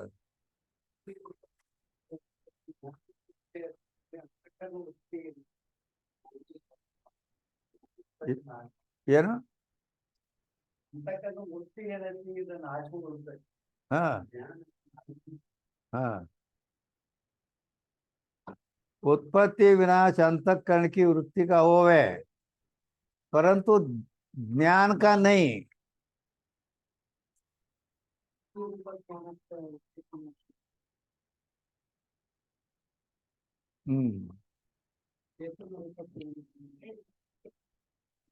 ಆಯ್ತು ಅಂದ್ರ ಇನ್ನೊಂದು ಅಲ್ಲಿ ಮರ್ಮ ಒಂದು ಸ್ವಲ್ಪ ಸೂಕ್ಷ್ಮನು ಹಿಂಗನೂ ಐತಿ. ವೃತ್ತಿ ರೂಪ ಜ್ಞಾನ ಏನೈತಲ್ಲ, ಈಗ ನಾನು ಇಲ್ಲಿ ಒಂದು ಏನು ಹೇಳಿದ್ದೆ, ಈ ಬಲ್ಪ್ ಪ್ರಕಾಶ ಕೊಡ್ತೈತಿ, ಹೌದಾ? ಪ್ರಕಾಶ ಕೊಡ್ತೈತಿ ಅಂತಂದ್ರ ಆ ಪ್ರಕಾಶ ಈ ಬಲ್ಪಿಂದ ಅಲ್ಲ, ಅದು ಕರೆಂಟಿಂದ, ಹೌದಿಲ್ಲೋ? ಆ ಆ ಕರೆಂಟಿಗೆ ಈ ಬಲ್ಬ್ ಉಪಾಧಿ ಆಗಿದೆ. ಅಂದ ಮೇಲೆ ಆ ಆ ಜ್ಞಾನ ಏನೈತಲ್ಲ, ಚೇತನ ರೂಪ ಜ್ಞಾನಕ್ಕ ವೃತ್ತಿ ಉಪಾಧಿಯಾಗಿ ಅದು ಇಲ್ಲಿ ಈ ವಸ್ತುಗಳನ್ನು ಬೆಳಗೋದು ಮಾಡ್ತೈತಿ. ಇಲ್ಲಿ ಪ್ರಕಾಶ ಬೆಳಕು ಕೊಡೋದು ಅದು ಈ ಈ ಬಲ್ಪಿನ ದ್ವಾರ. ಬಲ್ಪ್ ಇಲ್ಲ ಅಂದ್ರೆ ಆ ಕರೆಂಟ್ ಏನು ಬೆಳಕು ಕೊಡೋದಿಲ್ಲ, ಇಲ್ಲ ಅದು. ಅದು ಆ ಸ್ವರೂಪ ಚೇತನ ರೂಪ ಜ್ಞಾನನು ವ್ಯವಹಾರ ಯಾವುದೂ ಇಲ್ಲ ಅದ್ರಾಗ. ಯಾವ ವಸ್ತುವನ್ನು ತಿಳಿಯೋದಿಲ್ಲ, ಕೇವಲ ಜ್ಞಾನ ಸ್ವರೂಪ, ಅದು ಪ್ರಕಾಶ ಸ್ವರೂಪ ಅಷ್ಟೇ. ಅದಕ್ಕೆ ಆ ಕರೆಂಟ್ ಸುಮ್ಮ ಹಂಗ ಇರ್ತೈತಿ ಅದು. ಅದಕ್ಕೆ ನೀನು ಅರ್ಥಿಂಗ್ ತಗೊಂಬಂದು ಜೋಡಿಸಿದೆ ಅಂದ್ರೆ ಫರ್ಕ್ ಮಾಡ್ತೈತೆ ಅದು, ಹೌದಿಲ್ಲ? ಅಂದ್ರೆ ಅರ್ಥಿಂಗ್ ಬಂದಾಗ ಕರೆಂಟ್ ಶಬ್ದ ಮಾಡ್ತೈತಿ, ಕಿಡಿ ಹಾರ್ತಾವ. ಆದ್ರೆ ಅದು ಒಂದೇ ಇದ್ದಾಗ ಏನೂ ಇಲ್ಲ. ಈ ರೀತಿ ವೃತ್ತಿ ಬಂದಾಗ ಆವಾಗ ಅದು ವೃತ್ತಿ ರೂಪ ಜ್ಞಾನವಾಗಿ ಎಲ್ಲ ಘಟಪಟಾದಿಗಳನ್ನು ತಿಳಿಯಲಿಕ್ಕೆ ಕಾರಣ ಆಕತಿ. ಮತ್ತು ಆ ವೃತ್ತಿ ಒಮ್ಮೆ ಉತ್ಪತ್ತಿ ನಾಶ ಉಳಿದೈತೆ ಅದು. ಆದ್ದರಿಂದ ಉತ್ಪತ್ತಿ ವಿನಾಶ ಅಂತಃಕರಣಕ್ಕೆ ವೃತ್ತಿಕ ಹೋವೆ ಅಂದ್ರೆ ಅಂದ್ರ ಈ ಜಾಗ್ರ ಸ್ವಪ್ನಗಳಲ್ಲಿ ಇದು ಅಂತಃಕರಣ ವೃತ್ತಿ ರೂಪ ವ್ಯವಹಾರ ಜ್ಞಾನ ನಡೆದಿರ್ತೈತಿ. ಆದ್ರೆ ಸುಸುಪ್ತಿಯಲ್ಲಿ ಅದು ಇರೋದಿಲ್ಲ. ಅದಕ್ಕಾಗಿ ಅದಕ್ಕೇನೈತಿ, ಜ್ಞಾನ ಅಂತೂ ಕರೆಂಟ್ ಐತಿ, ಬಲ್ಬ್ ಹೋಗೈತಿ.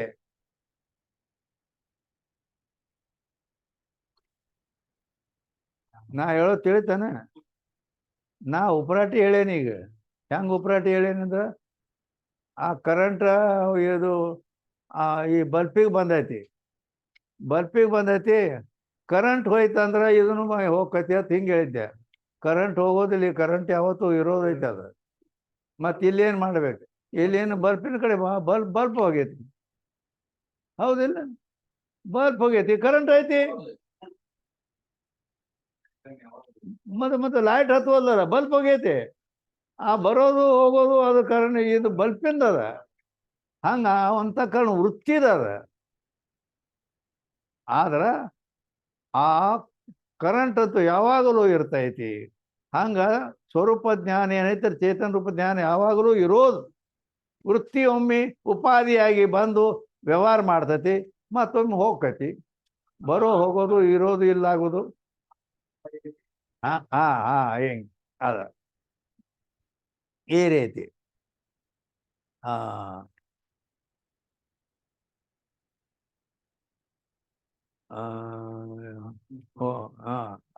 ಏನು आत्मस्वरूप तो ज्ञान है, सो विशेष व्यवहार का हेतु नहीं. आत्मस्वरूप ज्ञान ಐತೆ, ಅದು ಆತ್ಮದ್ದು. ಅದು ಸ್ವರೂಪ ಜ್ಞಾನ ಏನೈತಲ್ಲ, ಚೇತನ ರೂಪ ಜ್ಞಾನ ಅದೈತಿ. ಸೊ ವಿಶೇಷ ವ್ಯವಹಾರ का हेतु नहीं.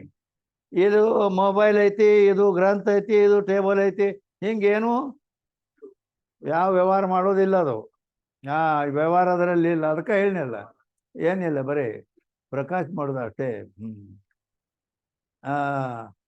किंतु ज्ञान सहित वृत्ति अथवा वृत्ति में आरूढ़ ज्ञान व्यवहार का हेतु होवे. ಆಗಲೇ ಒಂದು ಅರ್ಥಿಂಗ್ ದೃಷ್ಟಾಂತ ಕೊಟ್ಟಿನಿ ನೋಡು. ಕರೆಂಟ್ ಐತೆ, ಅದೇನೂ ವ್ಯವಹಾರ ಮಾಡಂಗಿಲ್ಲ. ಆದ್ರೆ ಅರ್ಥಿಂಗ್ ಹಚ್ಚಿದ್ರೆ ಫರ್ಕ್ ಅಂತೇಳಿ ಶಬ್ದ ಮಾಡಿ ಕಿಡಿ ಹಾರ್ತಾವ. ಆ ವ್ಯವಹಾರ ಆಕತಿ ಅಲ್ಲಿ. ಆಗ ವೃತ್ತಿ ಉಪಾಧಿ ಬಂದಾಗ ಇಲ್ಲಿ ವ್ಯವಹಾರ ಆಕತಿ. ಅದಕ್ಕಾಗಿ ಇಲ್ಲಿ ಏನು ಬೇಕು, ಆತ್ಮಸ್ವರೂಪ ಜೋ ಜ್ಞಾನ ಸೋ ವಿಶೇಷ ವ್ಯವಹಾರ का हेतु नहीं. ಅದು ಒಂದ ಏನು ಕೆಲಸ ಮಾಡೋದಿಲ್ಲ. किंतु ज्ञान सहित वृत्ति अथवा वृत्ति में आरूढ़ ज्ञान व्यवहार का हेतु है. ಏನೈತಿ ಇಲ್ಲಿ?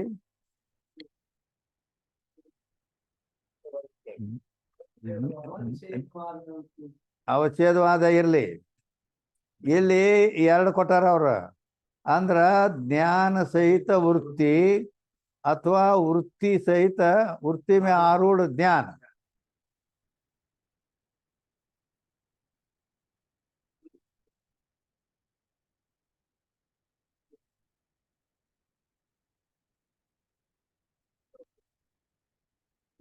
ವೃತ್ತಿ ಅವಚ್ಛಿನ್ನ ಚೇತನ. ಇದು ಸರಿಯಾದ ಉತ್ತರನೇ ಅಲ್ಲ.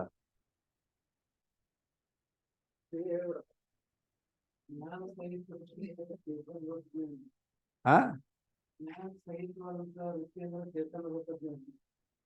ಅಲ್ಲ ಅಲ್ಲ ನೀನು ಅದಂತೂ ಐತಿ ಮತ್ತೊಂದು ಎಲ್ಲಿದೆ ಇಲ್ಲಿ ಅದು ಒಂದೈತಿ ಅದ ಉಪಾಧಿ ತಗೊಂಡಾಗ ಉತ್ತಿರಪಾಕತಿ ಅಲ್ಲಿ ಎರಡು ಎಲ್ಲಿದಾವ. ಆದ್ರೆ ಇಲ್ಲಿ ಈ ರೀತಿ ಯಾಕೆ ಕೊಟ್ರಿಲ್ಲಿ ಅಂದ್ರೆ ನಾ ಕೇಳ್ತೇನೆ, ಜ್ಞಾನ ಸಹಿತ ವೃತ್ತಿ ಅಥವಾ ವೃತ್ತಿ ಮೇ ಆರೂಢ ಜ್ಞಾನ ವ್ಯವಹಾರಕ್ಕೇತು ಈ ಎರಡು ಕೊಟ್ಟಾರ ಇಲ್ಲಿ. ಅದ್ರಾಗ ಎರಡರಲ್ಲಿ ಏನು ವಿಶೇಷತೆ ಐತಿ? ಶಾಸ್ತ್ರ ಹೇಳೋರು ಇದನ್ನ ಒಟ್ಟ ಕೆಣಕಂಗಿಲ್ಲ, ಸುಮ್ಮ ಹೋಗ್ಬಿಡ್ತಾರ ಅವ್ರ ಹಂಗ. ಏನ್ ಬಾದ ಅದನ್ನು ಬೋರ್ಕೆ ಹೋಗ್ಬಿಡೋದು, ಹೌದಿಲ್ಲ?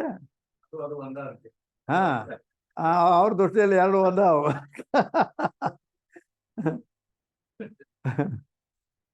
ಅಂದರೆ ಇಲ್ಲಿ ವಿಶೇಷ ಹಿಂಗದ,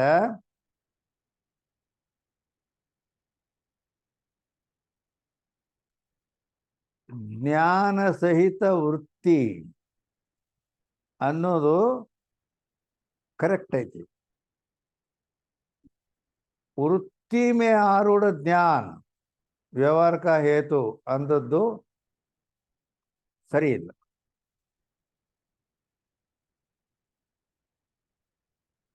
ಏನು ಗೊತ್ತಾಯ್ತು? ಇದು ಗೊತ್ತಾಗುವುದು ಸಾಧ್ಯನೇ ಇಲ್ಲ, ಅಟ್ಟು ಸೂಕ್ಷ್ಮ ಐತಿ ಇದು.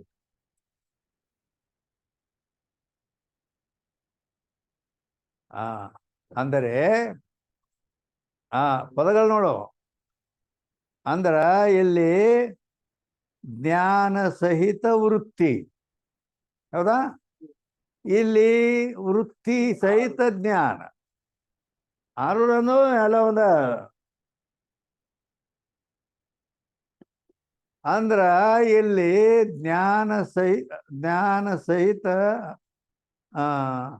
ವೃತ್ತಿ ಮತ್ತು ಇಲ್ಲಿ ವೃತ್ತಿ ಸಹಿತ ಜ್ಞಾನ ವ್ಯವಹಾರ ಕಾರಣ ಅಂತ ಹೇಳಿದ್ರು. ವ್ಯವಹಾರ ಕಾರಣ ಆಗ್ಬೇಕಾದ್ರೆ ಇಲ್ಲಿ ಏನು ಮರ್ಮ ಐತಿ, ಮಹತ್ವದ ಮಾತು ಏನೈತಿ ಅಂತ ಕೇಳಿದ್ರೆ, ಆದ್ರ ಇಲ್ಲಿ ಒಂದು ನೇಮ್ ಐತಿ. ಅದ ನೇಮ್ ಏನೈತಿ? ಚಾಕು ಗೊತ್ತೈತಿ ಇಲ್ಲೋ?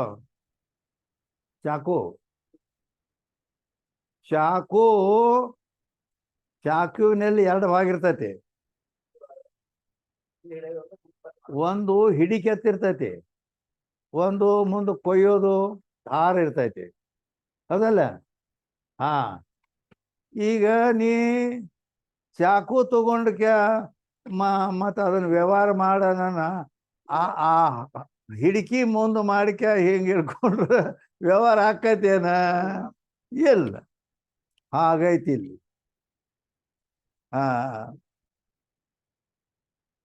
ಅಂದ್ರ ಜ್ಞಾನ ಸಹಿತ ವೃತ್ತಿ ಅಂತಂದ್ರ ಇದೇ ಶ್ರೇಷ್ಠ ಅಂತ ಹೇಳಿದನ್ನ ಯಾಕೆ ಶ್ರೇಷ್ಠ ಅದು?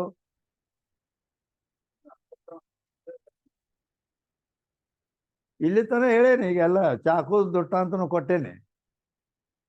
ಆ ರೀತಿ ಇಲ್ಲಿ ಏನೈತಿ ಅಂದ್ರ ಹಿಡಿಕಿ ಚಾಕು ಎರಡು ಅದಾವಿಲ್ಲ, ಹಾಗೆ ಇಲ್ಲಿ ಇದು ಜ್ಞಾನ ಅನ್ನೋದು ಏನೈತಲ್ಲ, ಜ್ಞಾನ ಅನ್ನೋದು ಅದು ಹಿಡಿಕಿ. ಜ್ಞಾನ ಮೊದಲು ಬಂದು ವೃತ್ತಿ ಹಿಂದಿಗಡೆ ಬಂದದು, ಹೌದಿಲ್ಲ? ಅಂದ್ರೆ ಮುಂದ ವೃತ್ತಿ ಐತಿ, ಹಿಂದ ಜ್ಞಾನ ಐತಿ, ಹೌದಿಲ್ಲ? ಅಂದ್ರೆ ಅರ್ಥಾರ್ಥ ಬಾಣ ಇರ್ತೈತಲ್ಲ, ಬಾಣ ಅದನ್ನ ಕತ್ತರಿಸೋ ಅಲಗ ಮುಂದಿರ್ತೈತಿ, ಅದರ ಚಡಿ ಹಿಂದಿರ್ತೈತಿ, ಹೇಳ್ತಾನ? ಮತ್ತನೇ ಅದ ಮುಂದಿಂದ ಹೋಗಿ ಕತ್ತರಿಸೋದಲ್ಲ ಅದ. ಮತ್ತು ಉಪ್ರಾಟಿ ಮಾಡಿದೆ ಅಂದ್ರೆ ಅದು ಹಿಂದಿನ ಚಡಿ ಅದೇನು ಏನು ಮಾಡಂಗಿಲ್ಲ, ಅದು ಕೆಲಸ ಮಾಡೋದಿಲ್ಲ ಅದು. ಅದಕ್ಕಾಗಿ ಅರ್ಥಾರ್ಥ ಇಲ್ಲಿ ಇನ್ನೊಂದು ನಿಮಗೆ ನಾನು ವಸ್ತುವಿನ ಜ್ಞಾನ ಆಗುವಾಗ ಒಂದು ಮಾತು ಹೇಳಿದ್ದೆ. ವಸ್ತುವಿನ ಇಲ್ಲಿ ಮೊಬೈಲ್ ಐತಿ ಅಂತ ಜ್ಞಾನ ಆಗ್ಬೇಕಾದ್ರೆ ಹಾ ಆ ವೃತ್ತಿ ಅಂತಃಕರಣ ವೃತ್ತಿ ನೇತ್ರದ್ವಾರ ಹೋಗಿ ಆ ವಸ್ತುವಿನೊಡನೆ ಸಂಬಂಧ ಆಗಿ ಅದರ ಆಕಾರ ತಾಳಬೇಕಾದ. ಆಕಾರ ತಾಳಿದ ನಂತರ ಆವರಣ ಭಂಗ ಆಗ್ತದ. ಆ ನಂತರ ಅದರ ವಸ್ತುವಿನ ಜ್ಞಾನಕ್ಕದ, ಹೌದಿಲ್ಲ? ಅಂದ ಮೇಲೆ ಮುಂದೆ ಹೋಗಿ ಕೆಲಸ ಮಾಡೋದು ಯಾವುದು? ವೃತ್ತಿನ ಐತೆ, ಅದಕ್ಕೆ ವೃತ್ತಿ ಮುಂದಿರಬೇಕು ಅಂತ ಹೇಳಲ್ಪಟ್ಟೈತಿ. ಹಾ ಆ ವೃತ್ತಿಗೆ ಆಶ್ರಯ ಆಧಾರ ಹಿಡಿಕಿದ್ದಂಗೆ ಐತಿ ಚೇತನ್. ವ್ಯವಹಾರ ಇದರಲ್ಲಿ ಇಲ್ಲ. ಹೀಗದ. ಆದ್ದರಿಂದ ಇಲ್ಲಿ ಜ್ಞಾನ ಸಹಿತ ವೃತ್ತಿ ಅದು ಶ್ರೇಷ್ಠ. ವೃತ್ತಿ ಮೇ ಆರೂಢ ಜ್ಞಾನ ಎರಡು ಒಂದ ಹಂಗಲ್ಲ, ಎರಡು ಒಂದಾದ್ರ ಮತ್ತ ಆರೂಢ ಅಂದ್ರ ಅದಕ್ಕ ಅದ್ರ ಮ್ಯಾಲ ಇದ್ದದ್ದು.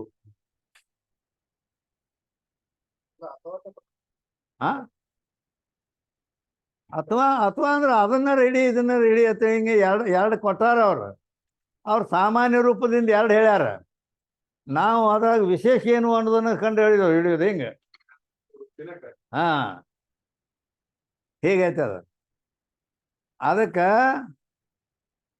ಈ ರೀತಿ ಇಲ್ಲಿ ಯಾಕೆ ಅವು ಎರಡೇ ಹೇಳಿದ್ರಿಂದ ಇಲ್ಲಿ ಏನೈತಿ ಅವಚ್ಛೇದವಾದ ರೀತಿ ಅಂತ ಹೇಳಿದ್ರು. ಅವಚ್ಛೇದವಾದ ಯಾರು?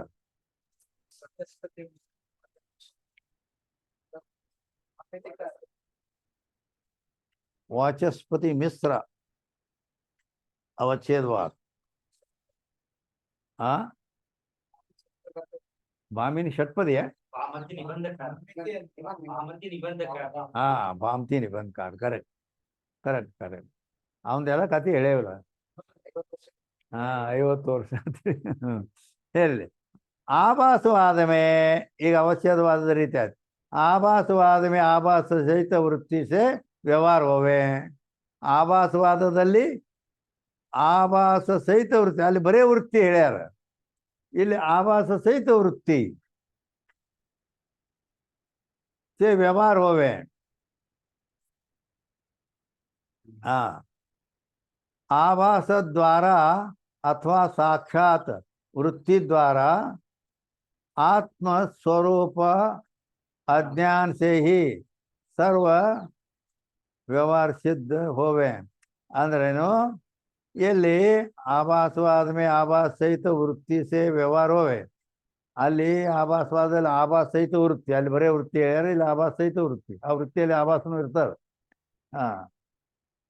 ಆಭಾಸ ದ್ವಾರ ಅಥವಾ ಸಾಕ್ಷಾತ್ ವೃತ್ತಿ ದ್ವಾರ, ಹಿಂಗೆ ಇಲ್ಲಿ ಎರಡು ಯಾಕೆ ಹೇಳ್ಯಾರ? ಆಭಾಸ ದ್ವಾರ ಅಂದ್ರೆ ಆಭಾಸವಾದದ ರೀತಿಯಲ್ಲಿ, ಅಥವಾ ಮುಂದೆ ಕೊಟ್ಟನಿಲ್ಲ ನೋಡಲ್ಲಿ ಸಾಕ್ಷಾತ್ ವೃತ್ತಿ ಹೇಳಿದ್ರ. ಸಾಕ್ಷಾತ್ ವೃತ್ತಿ ಅಂದ ಹೇಳ್ಯಾರಂದ್ರೆ ಏನಾದ್ರ ಅರ್ಥ? ಏನಾದ್ರ ಅರ್ಥ ಅಂದ್ರ ಆಭಾಸವಾದದ ರೀತಿಯರ ಹಿಡ್ಕೊ, ಇಲ್ಲಕಂದ್ರ ಅವಚ್ಛೇದವಾದ ರೀತಿ. ಸಾಕ್ಷಾತ್ ವೃತ್ತಿ ಅಂದ್ರೆ ಅವಚ್ಛೇದವಾದ. ಹೀಗದಾವ ಅವು. ಅವ್ರೇನು ಸುಮ್ಮ ಏನು ಹಂಗ ಕೆಲಸ ಇಲ್ಲದಕ್ಕೆ ಬರ್ತಾರ ಅಡ್ಯಾಡ.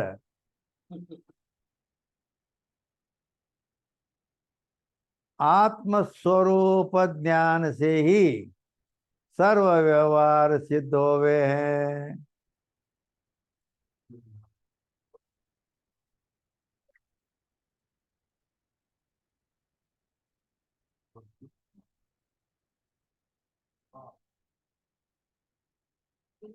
हाँ, सर्व व्यवहार सिद्ध होवे, नहीं तो होवे नहीं.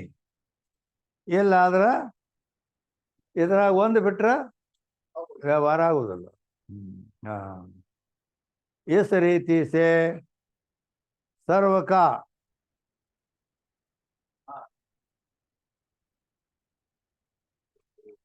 प्रकाशक, सर्व का प्रकाशक ज्ञान स्वरूप आत्मा है, ಯಾತಿ ಚಿತ್ತ. ಆದ್ದರಿಂದ ಆ ಪ್ರಕಾಶ ಮಾಡೋದು ಯಾವುದು ಅಂತಂದ್ರ ಆ ಪ್ರಕಾಶಕ ಜ್ಞಾನ ಸ್ವರೂಪ ಆತ್ಮನೇ ಎಲ್ಲವನ್ನ ಪ್ರಕಾಶ ಮಾಡ್ತಾನ. ಆದ್ದರಿಂದ ಅವನಿಗೆ ಚಿತ್ ಅಂತ ಹೇಳಲ್ಪಟ್ಟಿದೆ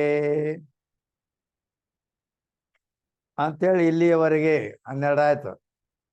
ಇಲ್ಲಿಯವರೆಗೆ ಆತ್ಮನ ಚಿದ್ರೂಪ ಲಕ್ಷಣವನ್ನ ಹೇಳ್ಕೊಂಡು ಬಂದ್ರು. ಆನಂದ. ಹಾ, ಏನ್ ಮುಂದೆ ಹೋಗ್ಲೆ? ಜೈ ಮಂಗಲಂ, ಜೈ ನಮ ಪಾರ್ವತಿ ಶಿವ ಹರ ಹರ ಮಹಾದೇವ್. ಸದ್ಗುರು ಸಿದ್ಧಾರೂಢ ಮಹಾರಾಜ್ ಕಿ.